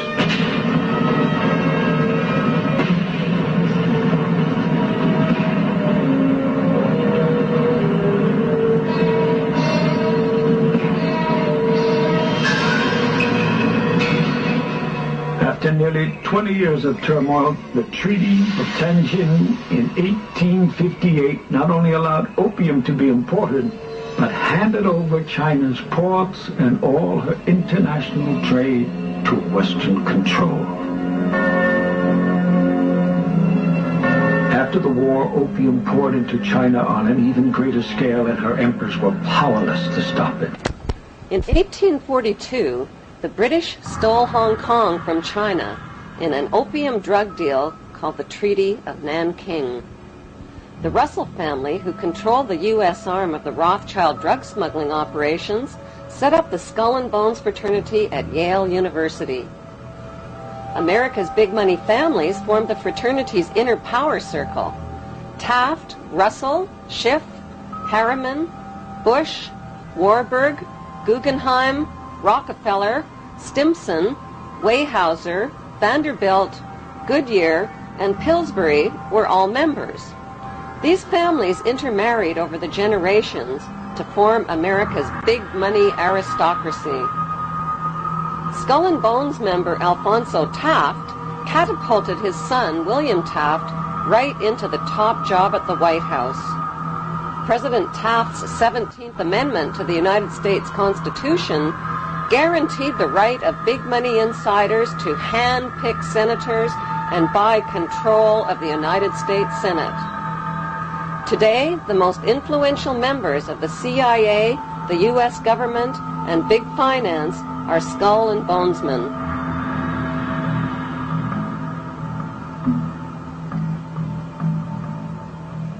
The Skull and Bones Brotherhood is rooted in Jewish Kabbalism and in European Freemasonry, which practices similar death and rebirth rituals. Freemasons are blindfolded, symbolically slain with a noose around their neck, and lowered into an open grave. Once raised from the grave, they must look towards a light called the morning star. The Latin translation for morning star is Lucifer. The phoenix bird and double-headed eagle are important symbols in Freemasonry. In Egyptian mythology, the phoenix bird is a god who rose to heaven in the form of a star like Lucifer after his fire immolation of death and rebirth. Death and rebirth themes in satanic witchcraft are marketed to youth in movies like Harry Potter and Lord of the Rings.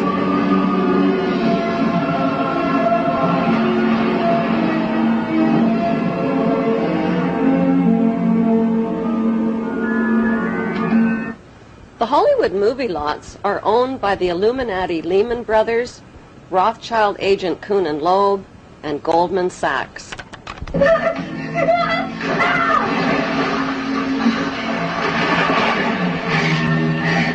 Freemasonry has a pyramid structure. The highest level is a 33rd degree Mason. Solomon's Temple in Israel was located at the 33rd parallel. Most Masons remain at the 3rd degree and provide a cover through their community charitable activities. The Illuminati at the top of the pyramid is the all-seeing eye. At the bottom are the unthinking, hardworking, law-abiding, tax-paying, God-fearing debt slaves called the Goyim, or sheep.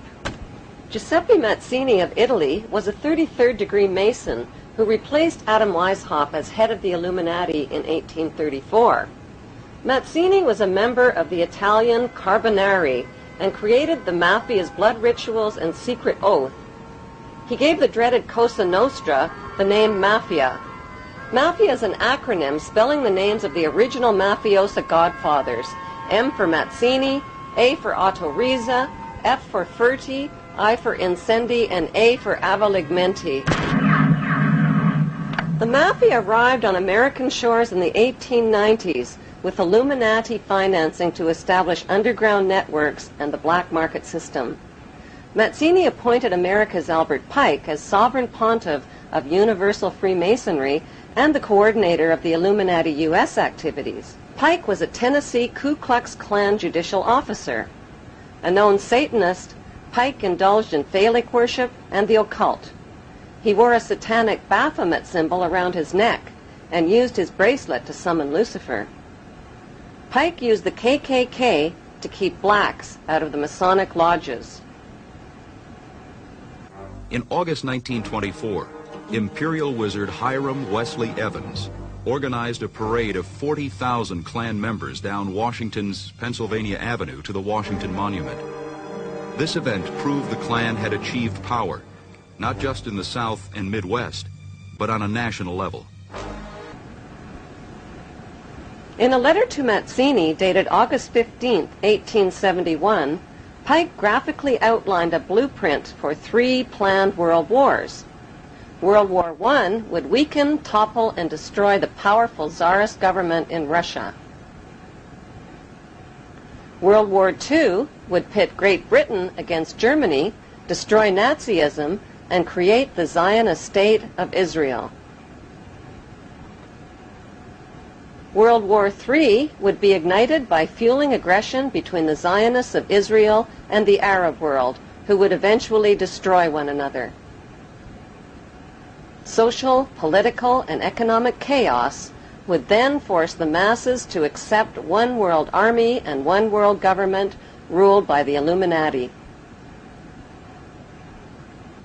In Pike's famous Masonic guidebook called Morals and Dogma, he writes, "Lucifer, light bearer, strange and mysterious name to give to the spirit of darkness.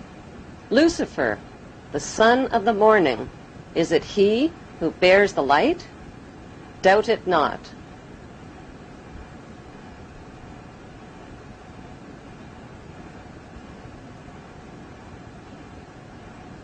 Albert Pike was a Confederate general in the American Civil War.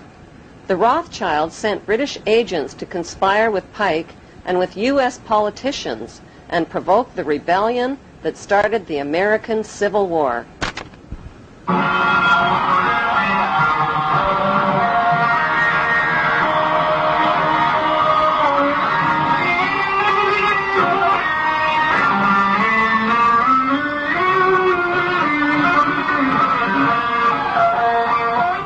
The Rothschilds, whose massive fortune had been built on provoked wars and war loans, offered loans to both sides of the Civil War at 24 to 36% interest. When President Abraham Lincoln tried to stop the loan sharks by issuing greenback dollars interest-free, a gunman with European connections named John Wilkes Booth shot him down in cold blood.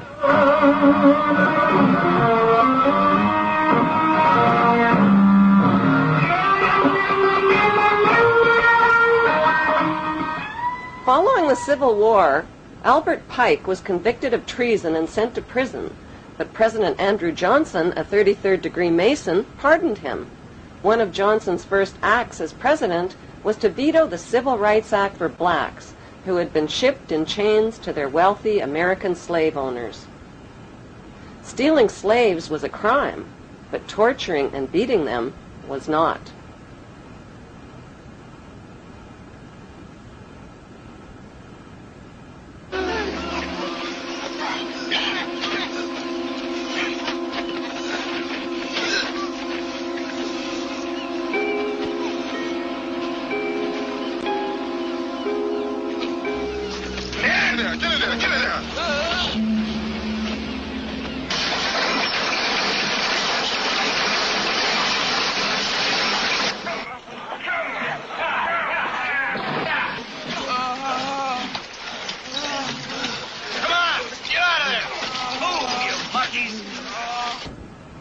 A statue of Albert Pike, a convicted traitor, Satanist, 33rd degree Mason, and Ku Klux Klan racist, stands today in the heart of Washington, D.C. On the opposite side of America stands an honorary statue of Giuseppe Mazzini, the Illuminati mafia boss who put the letter M for Mazzini into the name Mafia. Close by is another statue donated French Grand Orient Temple Masons, neighbor from Frankfurt, Germany to New York City, and they put him in charge of their friend company called Kuhn and Loeb. Then they ganged up with other big players by investing in Rockefeller Oil, Harriman Railroads, Carnegie Steel, and Brown Brothers Investment Banking. By 1901, the Rothschilds had amassed $22.2 billion in U.S. assets. The mayor of New York, John Hylan, called them the invisible government, while Congressman Louis McFadden called them a dark crew of financial pirates who would slit a man's throat to get $1. When Woodrow Wilson became President of the United States in 1912, he sold out America. Wilson was backed by Jacob Schiff and Paul Warburg, who worked in the United States as German immigrant agents for the Rothschilds.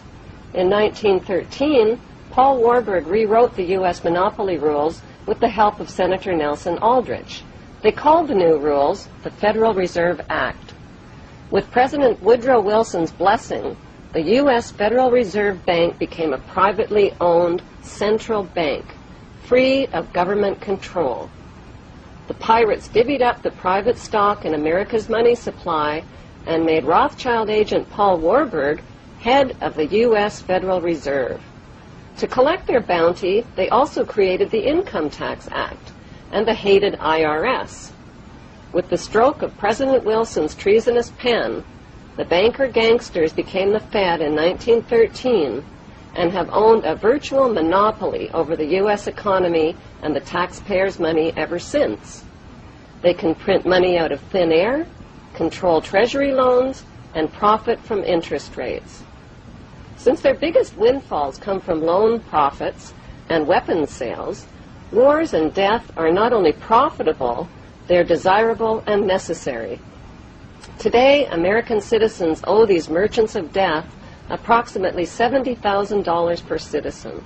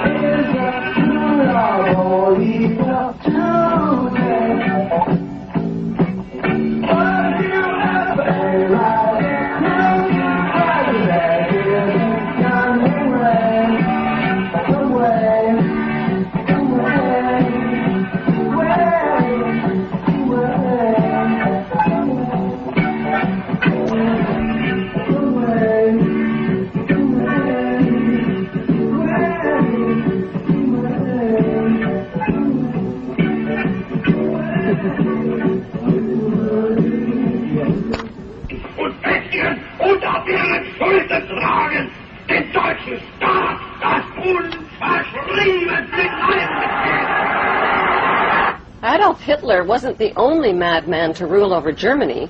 Kaiser Wilhelm II led Germany to its destruction in World War I. Crippled since birth with a useless arm, Kaiser Wilhelm was the grandson of Queen Victoria and the great-uncle of today's Queen Elizabeth II. It was no accident that Kaiser Wilhelm chose Max Warburg as head of Germany's Secret Service. The Warburgs and the Rothschilds controlled Germany's central bank called the Reichsbank, which was founded by Mayor Rothschild. While Max and Felix Warburg helped finance Germany in World War I, their brother Paul Warburg of Kuhn and Loeb helped finance the American side by selling war bonds through the U.S. Federal Reserve Bank. The Rothschild and Warburg printing presses worked tirelessly on both sides of the Atlantic, rolling out debt money.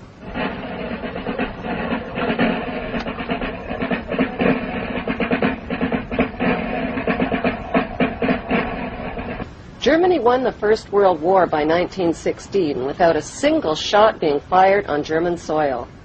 British convoys were blown out of the Atlantic by German subs, the French army mutinied, and the Russian army was defecting. With British Prime Minister Lloyd George up against a wall, Lionel Rothschild and the Jewish Zionists offered the British a deal they couldn't refuse. "We'll bring the United States into the war as your ally and win the war for you," they said, "if you'll promise us Palestine." In April of 1917, President Wilson got the green light and declared war on Germany. Because of overwhelming opposition to the war, Wilson invoked the draft and passed the Espionage Act, forcing Americans to fight or be thrown in jail. Billions of U.S. taxpayers' money was delivered to the British war machine, money that was never repaid. In return, the British government wrote the famous Balfour Declaration and addressed it to none other than Lord Lionel Rothschild. The declaration promised Palestine and Israel to the Rothschild Zionists. The Zionists believed that they are entitled to the land of Israel because, according to the Bible, Israel was promised to the Jews by God, and according to the Bible, the Jews are God's chosen race of people, a race favored by God above all others. 1817, Lord Allenby conquered the Holy Land, and the Jews were promised a national home in Palestine by the Earl of Balfour, a policy endorsed by Woodrow Wilson and by the League of Nations, which made Palestine a British mandate.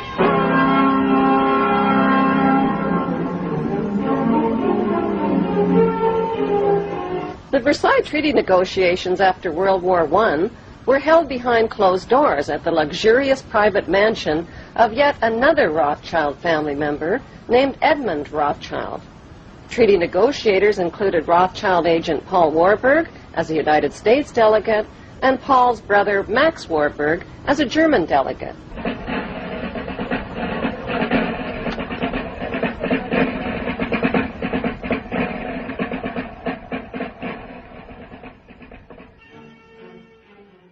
Rocket scientist Werner von Braun, who built German rockets and dropped them on London, was also put on the new CIA payroll.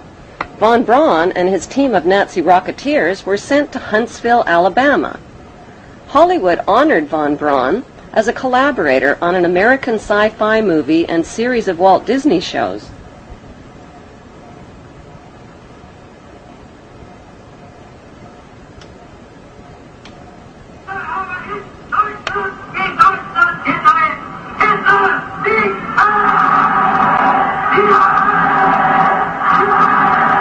Let's take you back to 1958, 59, and I'm suddenly required to work with a Nazi. I grew up in World War II. Now, you couldn't expect me to suddenly have a great love for somebody that came out of Peenemünde and was firing rockets at the people in England and blowing them up. And furthermore, had been in Peenemünde where he had slave labor, etc. So how am I supposed to suddenly like that guy? The international banksters and the men who served them had won the American, Russian, and British versions of monopoly by seizing control of the Bank of England and the U.S. Federal Reserve, and by wiping out the Russian czars. But the ultimate goal of the banksters was to win the world game. Their devious game plan was to divide the world into two warring power blocks: the Western capitalist bloc, led by the United States, and the Eastern Communist Bloc, led by Russia. Their next move was to transfer atomic weapons secrets to their Russian Communist Bloc through Victor Rothschild, who was the ringleader in Britain's biggest communist spy scandal, and through J. Robert Oppenheimer, the Manhattan Project's leading atomic scientist. In September 1949, the Soviet Union exploded its first A-bomb. America's monopoly on atomic weapons ended after only 4 years. Now, both superpowers had the means to destroy the world. The next step was to stage a phony arms race and Cold War between their First World Capitalist Bloc and Second World Communist Bloc. Like sports teams, the U.S. and Russian superpowers needed recruits for their war games, so they forced new Third World members of the United Nations to choose sides. American Secretary of State John Foster Dulles warned Third World countries that you're either with us or you're against us. Korea and Vietnam were torn up like rags into half-communist, half-capitalist countries and became the playing field for phony war games between the bankster superpowers. Marilyn Monroe in Korea, America's great sex symbol, innocent and alluring, caught in the blood and mud of the Korean War. To the battle-weary soldiers who gazed at her, she must have looked like an angel sent from heaven to ease the pain of fighting a God-forsaken war in a far-off land. Difficult and dangerous. But though generally outnumbered, American sabers and British meteors are outfighting the MiGs. The lives of 4 million Korean civilians and 33,000 American soldiers were sacrificed in the 1950 Korean War, bringing the banksters another step closer to world domination. Like Korea, Vietnam was split into North and South Vietnam and became their next target.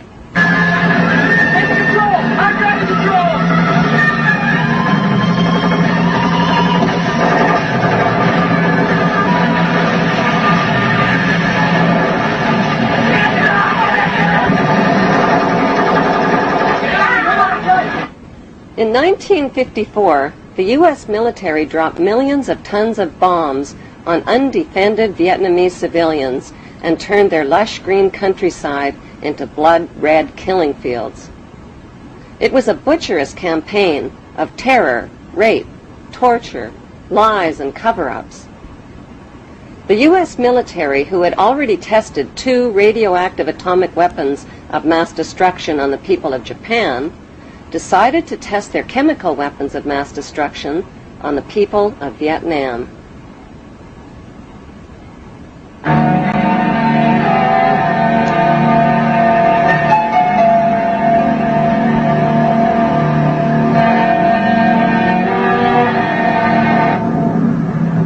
$70 million liters of chemical weapons of mass destruction were sprayed over the Vietnamese people, their water, and their countryside.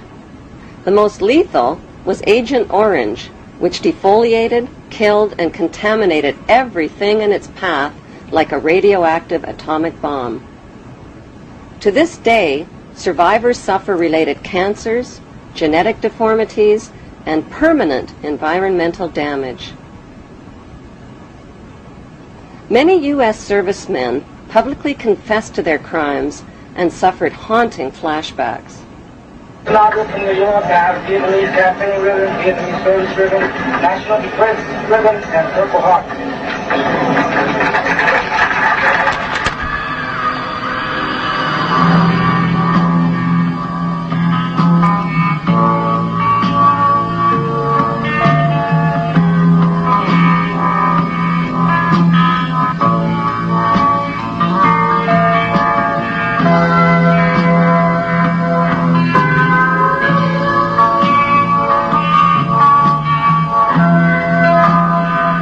In spite of massive U.S. war protests, President Nixon increased America's military presence in Vietnam to 500,000 soldiers by 1969.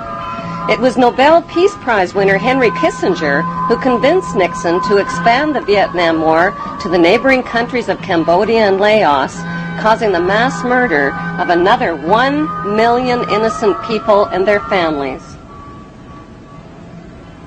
On May 4th, 1970, America got a wake-up call. 6 peaceful anti-war student demonstrators from Kent State and Jackson State universities were shot dead by U.S. armed guards, while dozens of others were wounded. The message came through loud and clear: the power of the U.S. military could turn its weapons on its own citizens.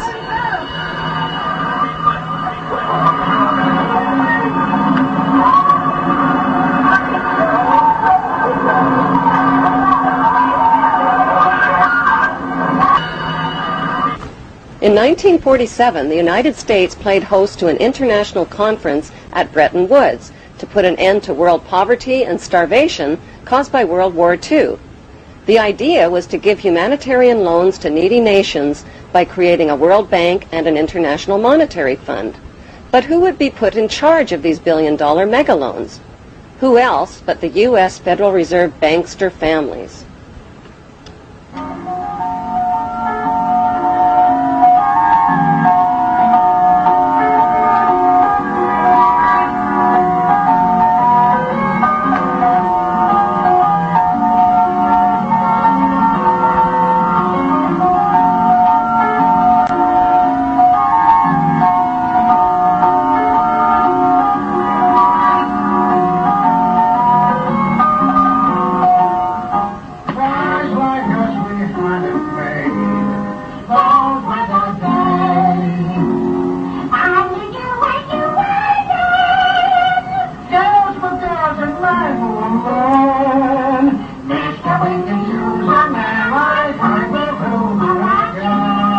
Putting the U.S. Federal Reserve banksters in charge of humanitarian loans is like putting pedophiles in charge of daycare centers.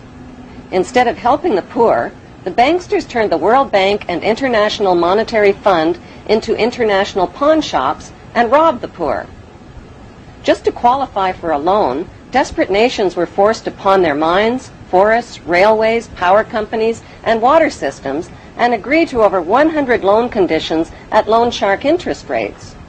To pay off the loans, they were forced to ignore laws that protected their environment, to lower wages, and to cut back on their education and on their health care.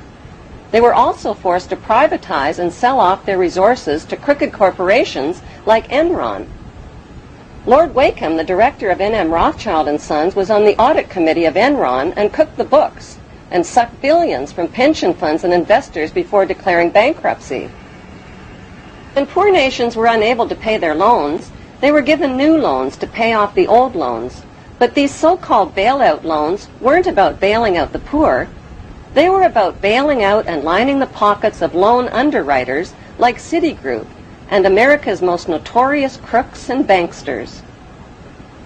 As desperately poor nations got more desperately poor, the filthy rich banksters got filthier rich, and God help anybody who got in their way. Davison Buddu, senior economist for the International Monetary Fund, resigned to, quote, wash my hands of the blood of millions of poor and starving people. When President John F. Kennedy tried to take back America by reviving U.S. government printed money, his head was blown off in a Dallas motorcade.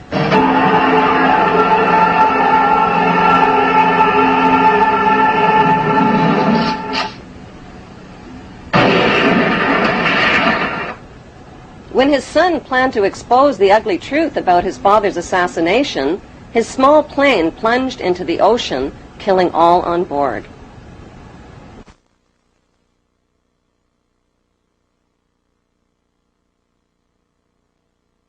In the 1950s, a weapon was invented that has become more powerful than America's deadliest weapons of mass destruction. It is the weapon of mass deception, and it is right in our own living rooms. The hypnotizing world of picture television brings us the news of the world through two central news agencies called Reuters and the Associated Press. The Rothschilds bought Reuters in the 1800s, which later bought the Associated Press and made the Rothschild family owners of the world's largest central news services. To the present day, the world depends on these Rothschild-owned central news services as their main source of news and information. In his book called Who Owns the TV Networks, author Eustace Mullins claims that the major TV networks, radio stations, newspapers, and publishing empires are controlled by the Rothschild, Rockefeller, and J.P. Morgan money cartels through their corporate conglomerates. The bankster-owned media conglomerates include weapons manufacturers General Electric and Westinghouse, which profit from promoting wars. Their man in Washington is head of the FCC Federal Communications Commission, and his name is Michael Powell, the son of Colin Powell. Michael Powell was put in charge of changes to the media monopoly rules and who can own what. Joining public opposition to Michael Powell's FCC deregulation policies, Senator Byron Dorgan had this to say. Seldom have I seen a regulatory agency cave in so completely to the big economic interests. That's exactly what happened today with the FCC rules. And Chairman Powell kept suggesting slight modifications. It's not slight at all. This is a big deal. It's going to affect what the American people can see, can hear, can read. And let me emphasize something that was in your setup piece.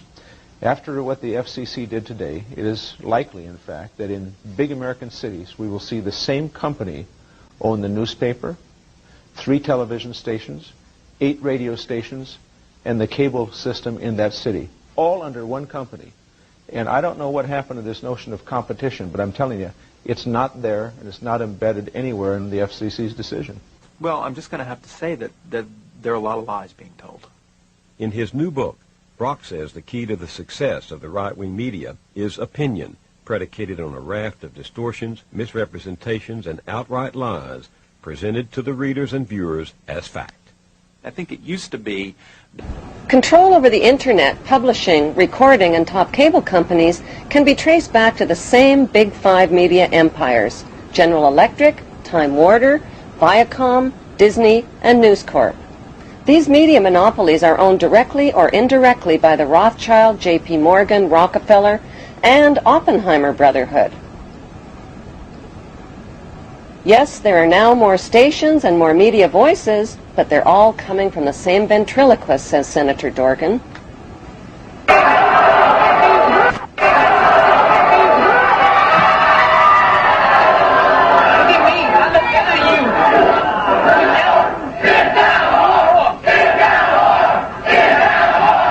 Every TV show needs corporate sponsors, and corporate sponsors sponsor pro-business, pro-government programming, and journalists who support the agenda of the big 5 media owners.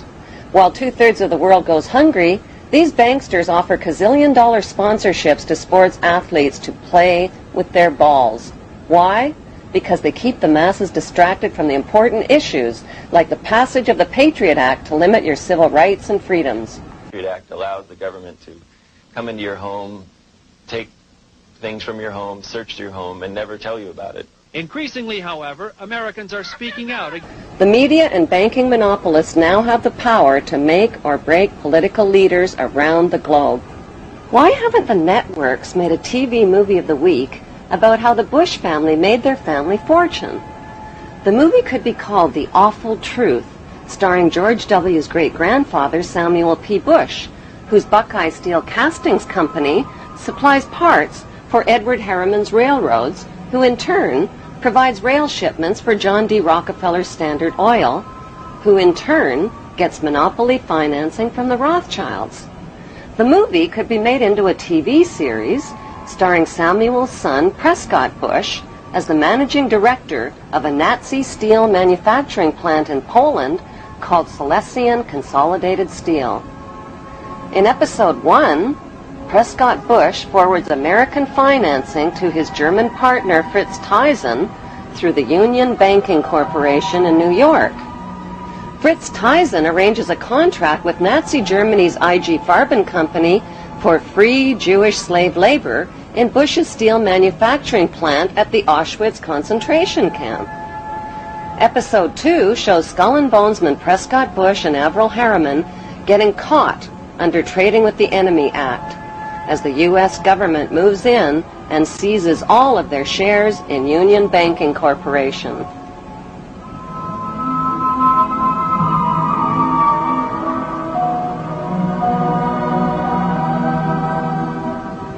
In episode 3, Prescott's son, the first George Bush, is director of the CIA. George puts drug king Manuel Noriega on the CIA payroll, allowing thousands of tons of cocaine to hit the streets of America via the Panama Canal. In episode 4, George's son, the second George Bush, becomes partners with Osama bin Laden's older brother, Salem bin Laden, in a Texas oil company called Arbusto Energy. Episode 5 introduces George W.'s shady younger brother, Neil Bush, ripping off the elderly in the Silverado savings and loan scandal that cost U.S. taxpayers $1.3 billion. In episode 6, the Florida election is fixed by George W.'s older brother, Jeb Bush, who puts brother George into the top job at the White House, which brings us back to Auschwitz and the concluding episode with George W. Bush visiting the slave labor camp where his grandfather helped build the Bush family fortune on free Jewish slave labor.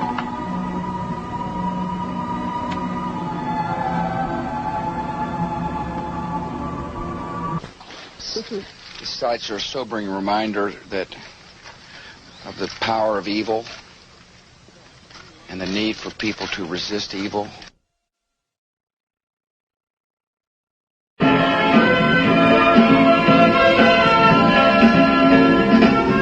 Ladies and gentlemen, as a follow-up to the TV series, an award show could celebrate the 20-year friendship of the Bush and Bin Laden families and their shared investment in the Carlyle Group. The Carlyle Group is one of America's largest weapons contractors. For the Bush and Bin Laden families, war means profits, big profits. Although the media creates the illusion of freedom of the press, the dominant opinion and messages always serve the banksters' agenda. Messages like, support your troops or you're a traitor to America. But who are the troops? Many are teenagers whose childhood entertainment was shooting out the blood and guts of virtual people in places that are virtually real. Now they're blowing up real people in places that are really real, like schools, hospitals, and villages filled with families and children. Burns, open wounds, amputations, spinal cord injuries, broken bones, eyes that have been sprayed with shrapnel. The list is long and predictable. The chilling reality is that up to 15% of the tax money deducted from your paycheck each month buys the bombs and pays the salaries of troops to commit these atrocities. Rivers of blood from innocent families and their children is on everybody's hands. The plan for world domination by the banksters cannot be accomplished without your cooperation. That plan was formulated in 1773 at Mayor Rothschild's goldsmith shop by 13 influential German Jewish families. Among them were Rothschild, Oppenheimer, Warburg, and Schiff. Their formula for global control is the 3M formula: money control, media control, and military control. You want Mark, they have it. Like changes to the rules that gave these families the media and money monopolies, new laws are being passed to transfer military control to them by privatizing the military. But if they're killing terrorists, who cares if they are government soldiers or corporate soldiers? A more important question to ask is, who exactly are the terrorists and where do terrorists get their training? The answer is right smack in America at Fort Benning, Georgia. Until January 2001, America's terrorist training school was called School of the Americas. But because of massive protests against its activities, the name was changed to WISC, Western Hemisphere Institute for Security Cooperation. Actress Susan Sarandon narrated a documentary film called School of the Assassins. The film exposes the school as a terrorist training camp whose graduates are well-known murderers, torturers, state terrorists, and dictators, including drug king Manuel Noriega. The role of terrorists in the bankster-owned media is to scare the living tax dollars out of citizens, and timing is everything. On the second anniversary of the 9/11 attack on the World Trade Center, George Bush asked for an $87 billion increase in military spending. At the same time, the media released a dramatic video showing Osama bin Laden alive and well and threatening to make the 9/11 attack seem like foreplay. How much do we really know about America's favorite villain? Multimillionaire Osama bin Laden was the 17th of 52 children fathered by a wealthy construction baron named Mohammed bin Laden, who had close ties to the Saudi royal family and the Bush family. In 1979, the American CIA and Pakistan's ISI financed an anti-Soviet group in Afghanistan and provoked a profitable 10-year war with the Russians. When the Russians invaded Afghanistan, the CIA hired Osama bin Laden to recruit and train al-Qaeda fighters to fight the Russian army. Invasion. Anti-communist guerrillas in Afghanistan have been at the front line in the fight against the spread of communism. But what was the fight really all about? Not carrots or potatoes. It was about poppies, endless fields of opium poppies that provide over 70% of the world's heroin supply to heroin addicts worldwide. These are very uncomfortable issues for politicians.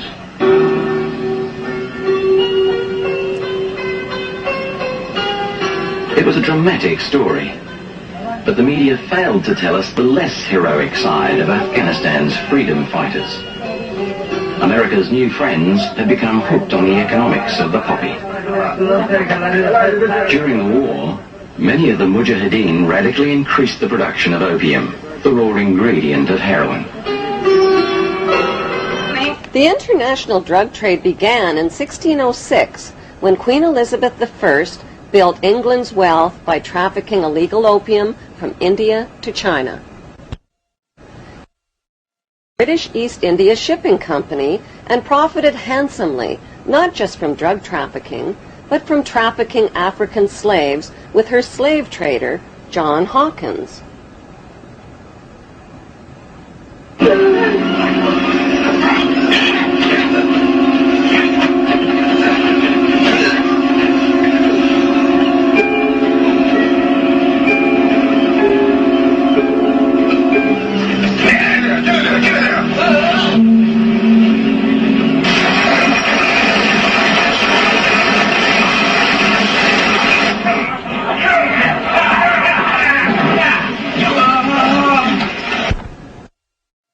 First, knighted her slave trader with the noble title of Sir John Hawkins.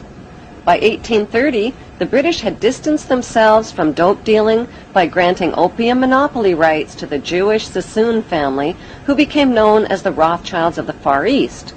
As an agent for the Crown, David Sassoon shared his dope profits with Queen Victoria. The British East India Company built a major factory to process the opium here at Gazipur. It's still a lucrative earner for the Indian government, which sells opiates to the world's pharmaceutical industry.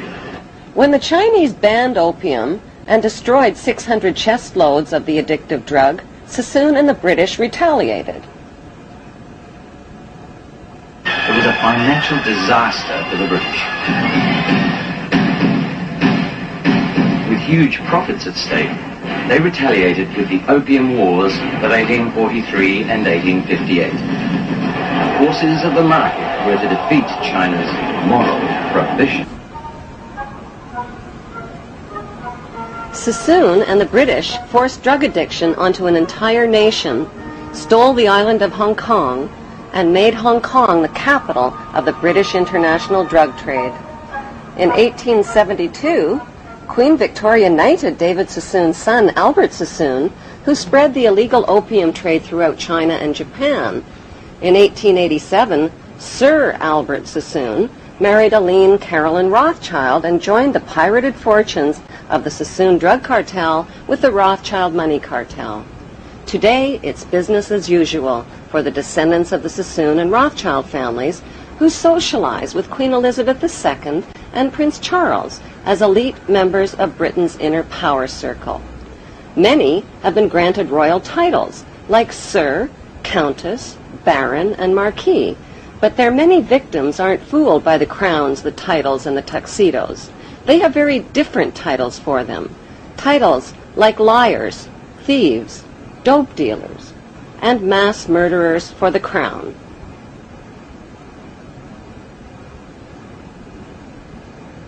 On the other side of the Atlantic, a member of the same opium smuggling syndicate, Samuel Russell, founded Yale University's Skull and Bones Brotherhood with drug money. Exclusive members were financed into political power positions in the CIA, the U.S. Supreme Court, and the White House. When Skull and Bonesman George Bush Sr. became CIA director in the 1980s, the CIA recruited Osama bin Laden to train al-Qaeda and Mujahideen fighters in Afghanistan. The job of Osama's trainees was not just to fight the Russian communists, it was to run Afghanistan's multi-billion-dollar opium trade.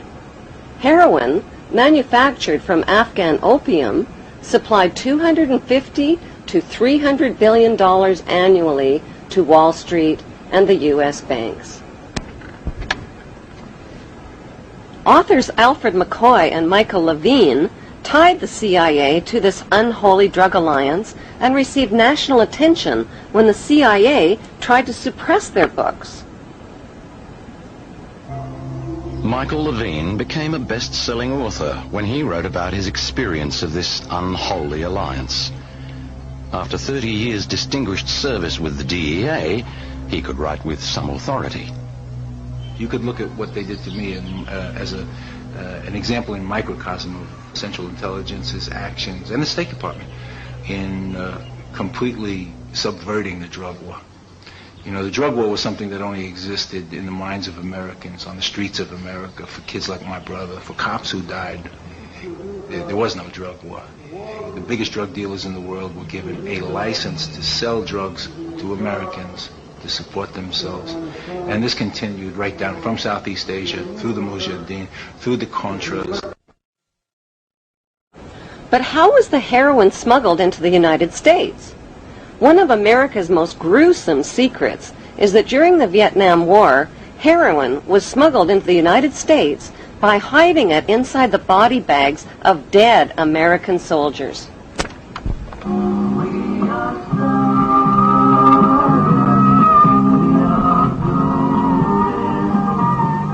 By the end of the 1960s, 1/3 of U.S. soldiers in Vietnam and close to 1 million United States citizens were hooked on heroin. Drugs like LSD, mescaline, marijuana, and hashish also swamped the streets and college campuses of America. Who or what turned America's youth onto these illegal drugs? Celebrity anti-war activists like Aldous Huxley, Timothy Leary, Allen Ginsberg, and Bertrand Russell sold America's youth on acid rock, tripping out, and one world government. Their financing came from the Warburg Banksters and IPS, Institute for Policy Studies. Over 100 million doses of LSD that hit the streets of America were purchased by Timothy Leary and Alan Dulles through S.G. Warburg's Sandoz AB Pharmaceutical Company in Switzerland.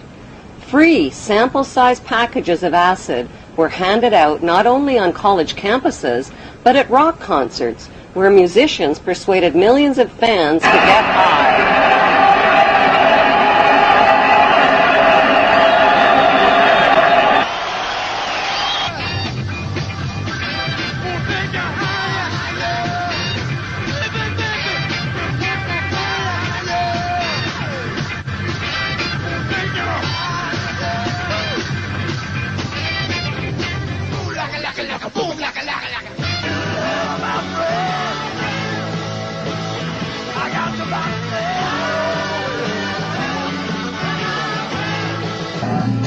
Critics of the drug culture blame parents, teachers, law enforcement, and everybody except the people behind it all, namely the Rothschild-Warburg banksters and their Committee of 300. According to Dr. John Coleman, who wrote the story of the Committee of 300, the Beatles rock group were brought to America by the Tavistock Institute. Tavistock launched the drug culture revolution in America to popularize and normalize social drug use. Through their record companies and advertising monopolies, the banksters have packaged and financed their celebrity salesmen to anesthetize, addict, and enslave billions of people worldwide with dependencies on both prescription and non-prescription, legal and illegal drugs. Those drugs range from alcohol, nicotine, and caffeine to Prozac, crack cocaine, and heroin. Like the phony war on terrorism, the phony war on drugs is a cat and mouse game being fought with one hand and fed with the other. The peace symbol adopted by the drug flower children of the 60s was designed by Gerald Holtham, who was commissioned by One World Government salesman Bertrand Russell. The symbol was never designed as a symbol of peace, but as a symbol of death. It is actually a cross turned upside down with the arms broken and is used by Satanists and in Druid witchcraft. In Germany, the symbol is known as the death rune and is found on tombstones of Hitler's Nazi SS officers. CIA's team of ex-Nazis and skull and bonesmen financed and trained Osama bin Laden, who pushed the Russians out of Afghanistan by 1989. The CIA then trained and installed the ruthless Taliban regime to run the booming opium trade. After a decade, the long friendship between America and the Taliban suddenly turned ugly. At a meeting held on December 4th, 1997 at Unocal headquarters, American oil men made a proposal to the Taliban about building a pipeline through Afghanistan.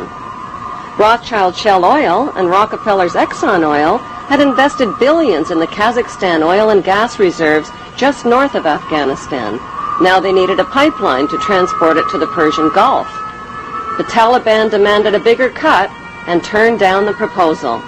Suddenly, the banksters' American-controlled media were calling the Taliban monsters, evildoers, and cruel villains who beat up on women.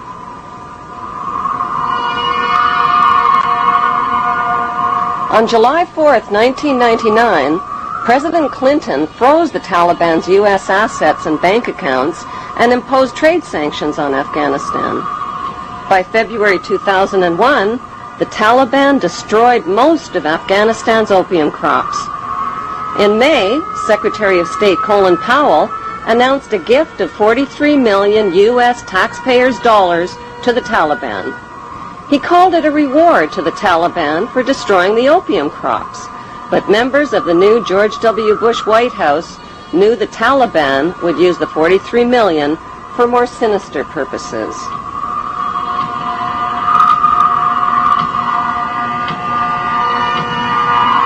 The larger issue is not just not connecting the dots, but not getting the dots. Why was it that CIA was unable to collect information for years inside Afghanistan? When they had authority to kill bin Laden for over 2.5 years, why were they unable to kill him or his lieutenants? Why didn't they have a better capability to do something about it at the source? Could it be that the bankster-supported U.S. administration is controlling both sides of the war on terror?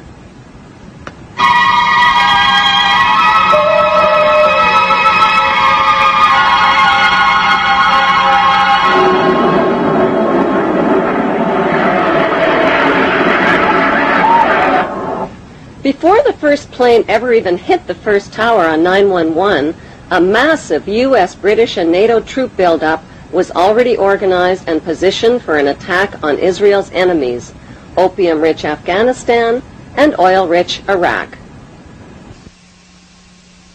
And there's an old poster out west, as I recall, that said, "Wanted, dead or alive."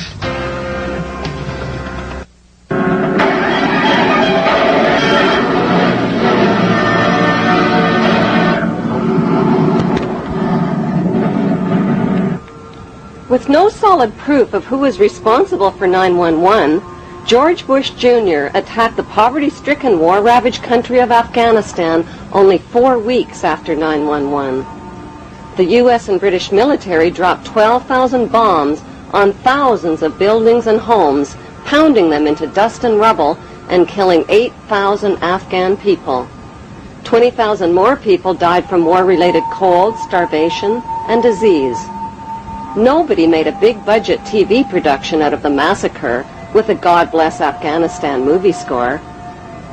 The U.S.-British war on Afghanistan left behind millions of starving people and thousands of women who are still veiled, still homeless, and still penniless. Afghanistan is the world's largest producer of opium and now the world's largest producer of heroin. دې علت دا ده چې 14 کاله دلته جنگ تیر شوی، زراعت تباه شوی، شفاخانې تباه شوي، تجارت تباه شوی، تعلیمي ادارې تباه شوي، مکتبونه تباه شوي، سړکونه تباه دي، ولږه ده، فقر ده، خلک بله چاره نه لري څه وکړي. There can never be peace and democracy in Afghanistan. Why? Because peace and democracy would expose and cut off corporate America's opium and heroin trade at the source. So what was the payoff for the U.S.-British war on Afghanistan? 1, the uncooperative Taliban warlords got kicked out and replaced by the cooperative Northern Alliance warlords. 2, opium and heroin production and revenues skyrocketed. 3, Afghanistan got a new leader named Hamid Karzai, who just happens to be an ex-employee of Unocal Oil. 3, America got permission to build their oil and gas pipeline through Afghanistan. And 4, the Bush administration's favorite excuse for war, Osama bin Laden, was allowed to escape. America's second favorite excuse for war, Saddam Hussein, has always been America's patsy. In the 1980s, the United States supported Iraq's invasion of its neighbor, Iran, to stop the spread of Iran's Islamic Revolution. America played both sides of the Iran-Iraq war by supplying Saddam with chemical and biological weapons of mass destruction, and at the same time, America secretly sold weapons to Iran and illegally diverted the money to the Contra-revolutionaries in Central America. During the war, the United States sent a special envoy to see Saddam in 1983. It was Donald Rumsfeld, now the U.S. Defense Secretary. The two men discussed how to reinforce Iraq against a common enemy. This was at a time when Iraq was using chemical weapons on Iranian troops. U.S. companies were supplying components with Washington's knowledge. By 1990, President George Bush Sr. tricked Iraq into another war with another oil-rich neighbor, Kuwait. How? By supplying Kuwait with horizontal drills that could reach beneath the border of Iraq and siphon oil from Iraq's oil fields. Kuwait used the U.S.-made drills to steal 300,000 barrels of oil per day from Iraq, worth over $3 billion annually. The fuse was lit, and Kuwait did nothing to put it out. They pumped oil without restraint from Rumaila oil field, which was accessible to both Kuwait and Iraq, and they exceeded OPEC quotas, flooding the market and driving prices even lower. George Bush Sr. officially promised not to interfere in Iraq's legitimate oil battle with Kuwait, but when Saddam's army entered Kuwait to defend their oil reserves, Bush pounced on them. Our goal is not the conquest of Iraq. It is the liberation of Kuwait. America disposed of its toxic waste problem by building radioactive depleted uranium right into their bombs and dropping them on Iraq. Bush Sr. not only devastated and poisoned Iraq's water systems and infrastructure, he weakened the economies of both Kuwait and Iraq, collected giant profits from rationed Iraqi food for oil programs, and landed massive rebuilding contracts in Kuwait. Bush Sr. followed up the Gulf War with 10 long years of deadly trade sanctions that killed another 1.5 million Iraqi people, including 600,000 children who were cut off from medical supplies. In a bookstore in the United States today, you can find 50 books celebrating different aspects of the war and how grand it all was. And you only find one that points out that this was a war crime, that demonstrates the evidence that shows that we deliberately targeted civilians and killed more than 250,000 people in Iraq. You'll be fighting not to conquer anybody, but to liberate people. In March 2003, President George Bush Jr. launched the second Gulf War.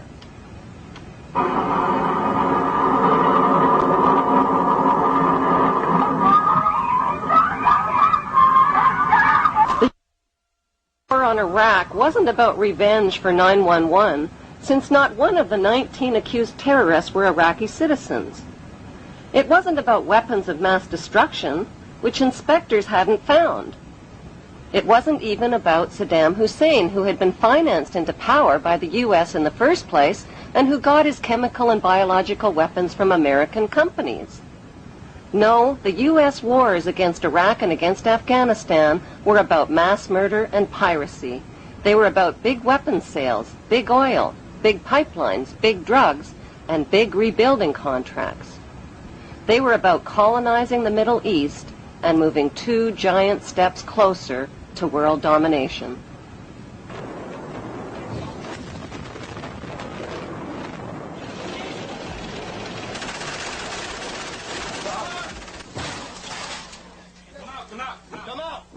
More scientific explanation for their madness.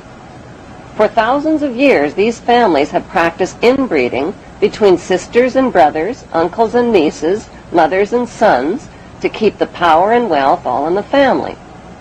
This practice of inbreeding over thousands of years has produced a clever but pathological breed of conscienceless, sociopathic families who will stop at nothing to own every ounce of gold, every drop of water, and every blade of grass on planet Earth. The United Nations, which they founded and control, has clearly stated its goals of establishing a new world order, a UN standing army, and a global taxation system. The Queen's husband, Prince Philip, and Evelyn Rothschild have already established an interfaith declaration for the creation of one world religion. What would life be like in this world empire with one world religion, one world army, one world economy, one world court, one world media, one world government, and one world dictator? What the public doesn't know is that Karl Marx's Communist Manifesto and the Russian Constitution have been built into the UN Charter, and that the New World Order will be a communist world order. Peace on earth will be a forced peace in which citizens will have no rights.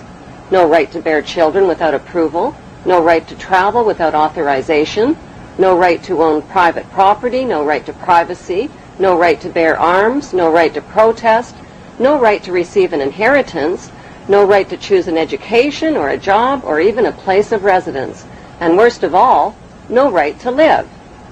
The right to live will be based on an individual's rating of usefulness to the royal elite.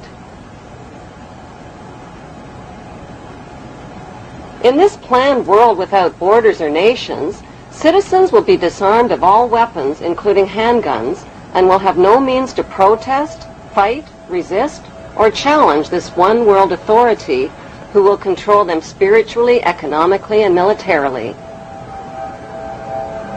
Every human being will be electronically tattooed and will become helplessly dependent on this one world authority for all of their most basic needs.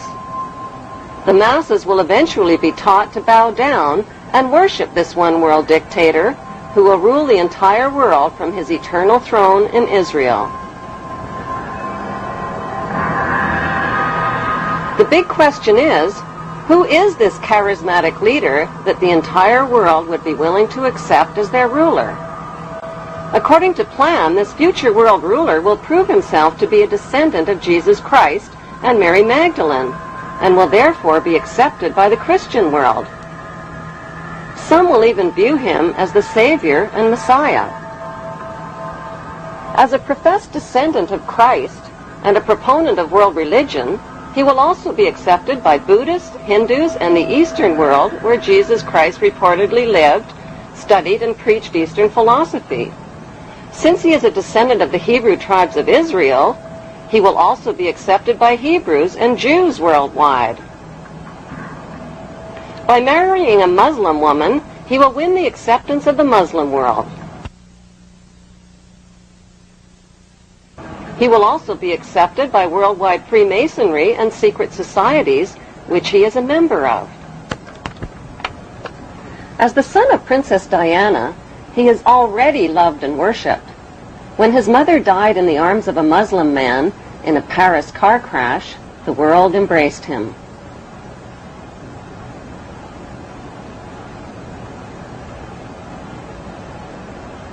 On May 31, 2004, the Rothschild-controlled Associated Press published a photograph worldwide taken by Alistair Grant.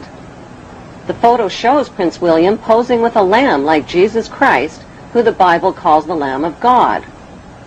What is the significance of this photograph?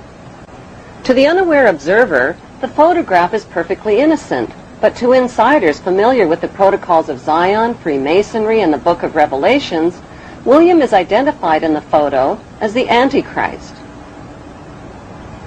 The Antichrist has been described in art and literature as handsome and charming and a master of lies and deception.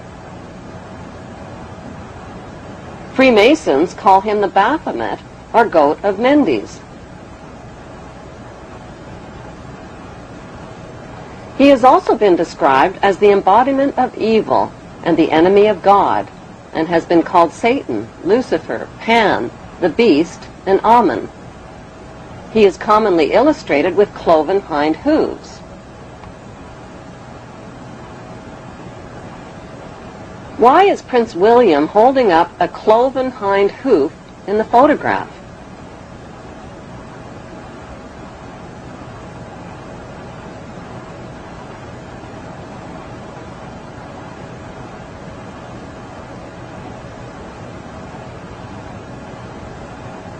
The question of whether God or Satan even exist has been fiercely debated since the beginning of debates. Some people believe that God and Satan are inventions of the ruling class to control the masses. Most people acknowledge the existence of positive creative energy characterized by joy, love, and vitality, and the existence of negative destructive energy characterized by greed, hatred, and death. The triumph of evil in the world today is based on the ability of evil to disguise itself as its opposite and fool the masses. According to Masonic calculations, Prince William is predicted to be crowned world dictator in the year 2015 at the age of 33. Without organized intervention, life and peace on earth will take on a whole new meaning.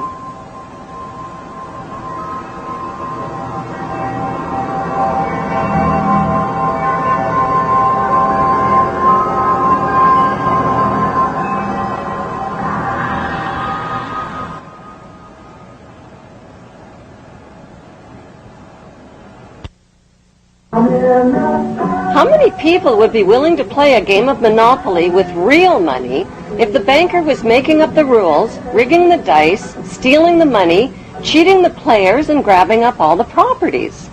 The answer is almost everybody. The truth is that only 1% of the world's population of over 6 billion people is controlling the other 99%. That 1% owns the world's banks and most of the world's wealth, land, and resources. So why is everybody passively cooperating with this madness? Because the wealthy 1% who write the rules have taught the other 99% to obey them and to feel powerless to change things. When people feel powerless, they cling to passive attitudes like ignorance is bliss, things aren't that bad, or let God take care of everything. Before choosing a passive attitude, remember that the only thing necessary for the triumph of evil is for good people to do nothing. Despite all the red flags, many people deny that a problem even exists. It does exist, and the good news is there are solutions. The solutions lie in knowing what the three biggest fears of the world's ruling families are. The first biggest fear is exposure. They have gone to great lengths to cover up their trail of crimes and to win the public's trust through their media monopolies. Without public trust, their ancestral plan for global control is doomed. Their second biggest fear is losing public support. If the public stops cooperating, their plan is guaranteed to fail. Their third biggest nightmare is organized resistance by an informed and fearless public. The ruling families know from past experience that the will of the people can defeat all their military and monetary might. Vietnam is a perfect example. There is no doubt whatsoever that these ruling families can be totally defeated by turning their three worst fears into a reality. Solution number one is exposing the ruling families and their generations of horrific crimes against humanity. What does that got to do with electricity over stuff?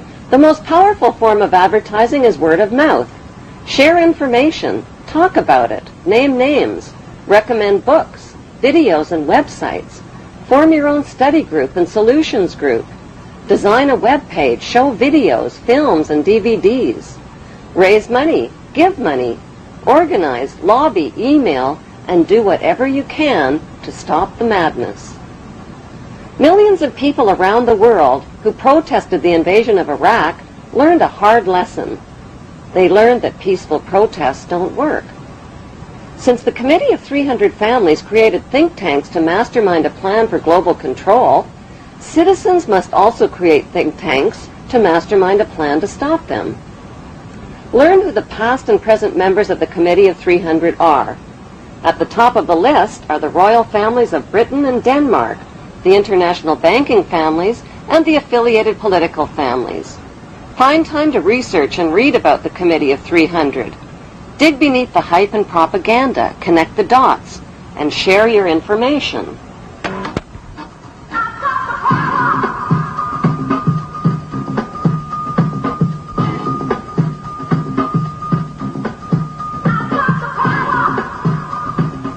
The second solution for ending the madness is to take back control over your own money.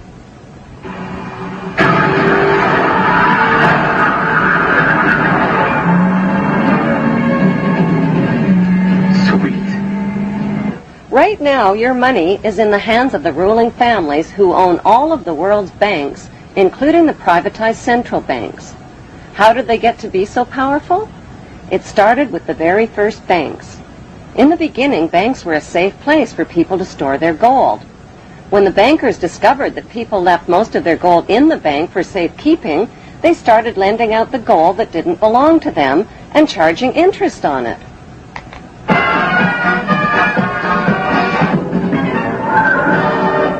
Soon, kings and royalty were borrowing gold from the bankers to finance wars. Since wars were extremely good for business, the bankers started stirring up conflicts that led to more wars. Then they lent money out to both sides of the wars and collected huge interest rates.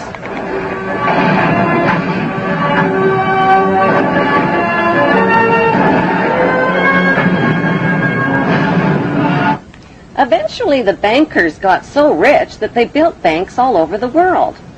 They made millions in interest just by loaning out other people's money that didn't belong to them. They bought mansions and fancy clothes and hosted extravagant parties. The royal families of Europe became the banksters' biggest customers and rewarded them with high society titles like Lord and Baron and Sir. Using their money and royal influence, the banksters changed the laws of nations so they could put the world's central banks, mints, and money supply into private hands, their private hands. Out of every $1,000 that each of their customers deposited in their banks, they kept only $100 on hand. They took the rest of their customers' money and made loans with it, invested it, and started up other businesses, like the steel business to create rails for their railway companies, to transport oil for their oil companies. Pretty soon, the banksters' new businesses grew into giant corporations. Those giant corporations turned the world's oceans, lakes, rivers, air, and soil into corporate toilets.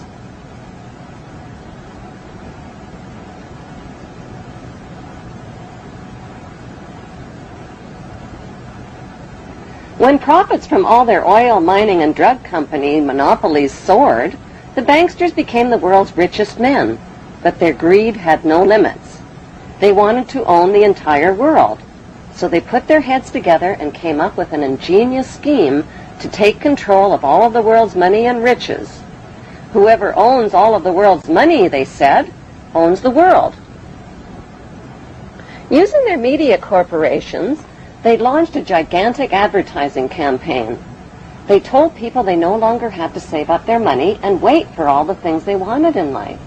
They could have everything they ever dreamed of right now. All they needed was a shiny plastic card. People rushed to fill up their wallets with shiny plastic cards instead of money. Like lottery winners, they went on drunken buying sprees and bought everything in sight. All the things they couldn't afford. Nobody even noticed when their hard-earned paychecks were automatically deposited in the bank without ever being cashed. Suddenly, people's bills, fines, taxes, and purchases were automatically deleted from their accounts, and paying by check quickly became unfashionable.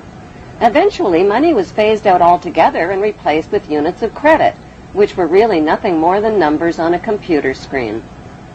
The next thing the banksters did was replace people's plastic cards with their newest invention, barcode tattoos. These barcode tattoos contained all of a person's private credit information and could be invisibly tattooed onto people's wrists. Since having a wrist tattoo was like having an invisible debit card, and since nobody could steal it from you, everybody rushed to get one. All people had to do to buy whatever they wanted in life was scan their wrist tattoo over a scanner, and so the power for people to buy their most basic necessities in life fell completely into the hands of the banksters. Suddenly, every penny of your tax dollars pays for your nation's national debt to the banksters. The banksters then loan your hard-earned tax money back to your government and charge interest on it for your basic public services. Before the bombing and theft of the country of Iraq, every citizen in America owed the banksters $70,000 per citizen. It is your skyrocketing debt and your nation's skyrocketing debt to the banksters that have helped them enslave the world, and they're doing it with your money, your labor, and your approval.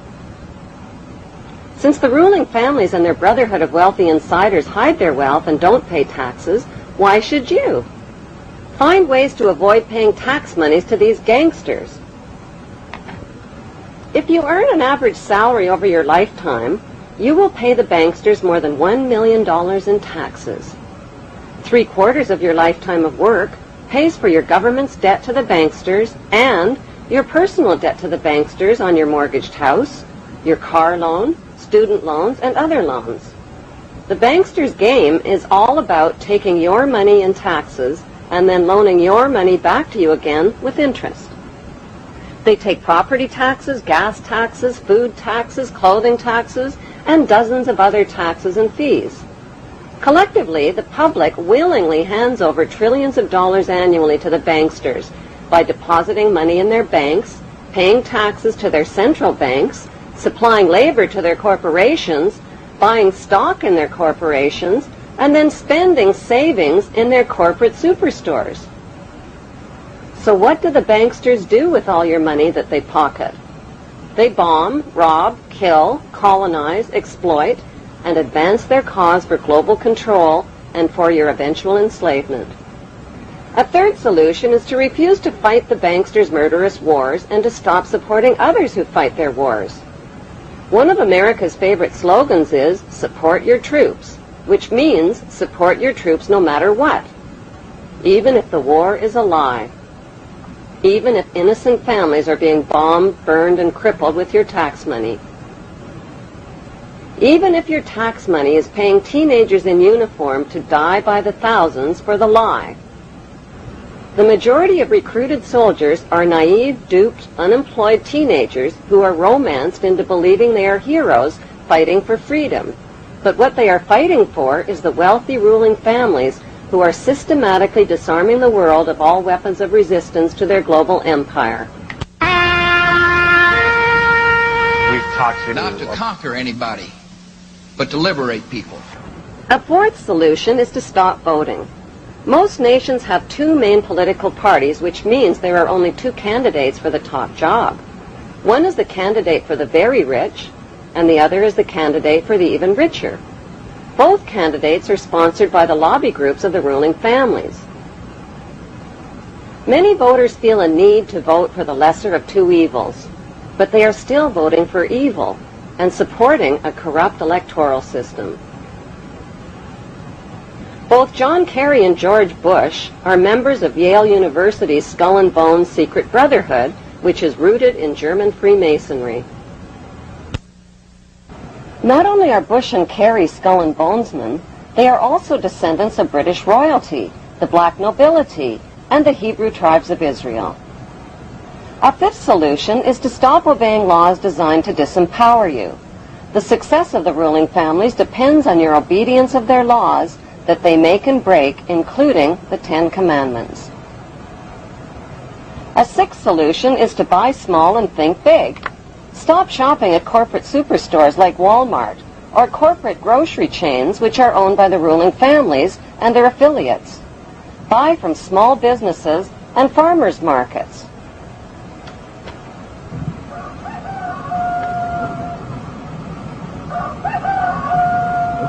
Grow your own natural food. The banksters have been genetically modifying and patenting the food you eat, the seeds you need for growing food, as well as animal DNA. Corporate farming that supplies meat to corporate grocery stores subjects animals to painful, inhumane crowding, filth, cruelty, and abuse. A seventh solution is to stop donating to charities. Most of it pays administration fees. The ruling families have set up big charities and foundations to create a friendly, charitable image of themselves and to cover up their real agenda. Big charities serve as a hiding place to launder dirty money from the drugs and weapons trade. The Queen's husband, Prince Philip, is the international president of the World Wildlife Fund, which is one of the worst offenders. An eighth solution is to stop identifying with a flag or a national anthem. Refuse to sing praises to America's bombs bursting in air, or to Britain's gracious and noble Queen, who is neither gracious or noble.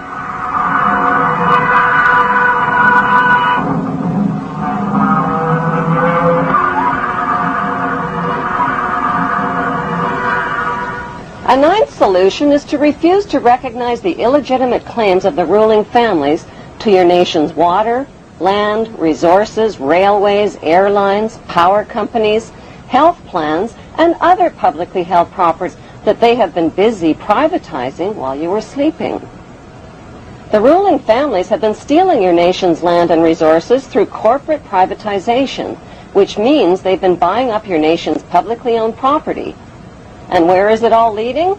To an eternal world empire in which the power of these ruling families can never be challenged, and the earth and all living things will be helplessly at their mercy.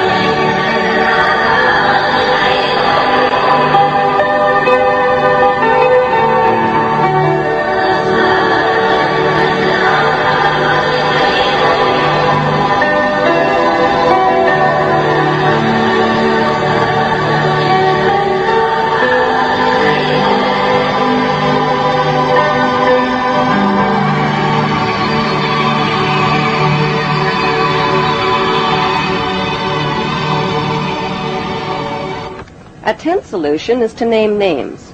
Focus the blame where it belongs, on the ruling families, not on their faceless corporations. Corporations like WorldCom, Enron, Merrill Lynch, and Halliburton are owned by real people with real names and real faces.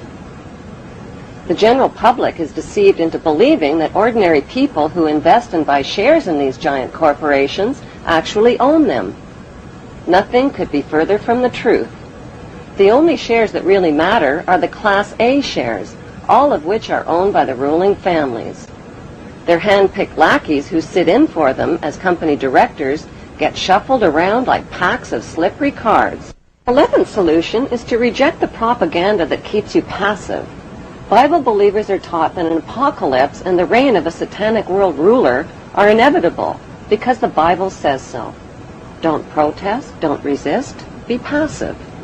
These messages are repeated over and over again to millions of Bible believers worldwide. Since the ruling families view religion as the opiate of the masses, they provide funding for organized religion worldwide.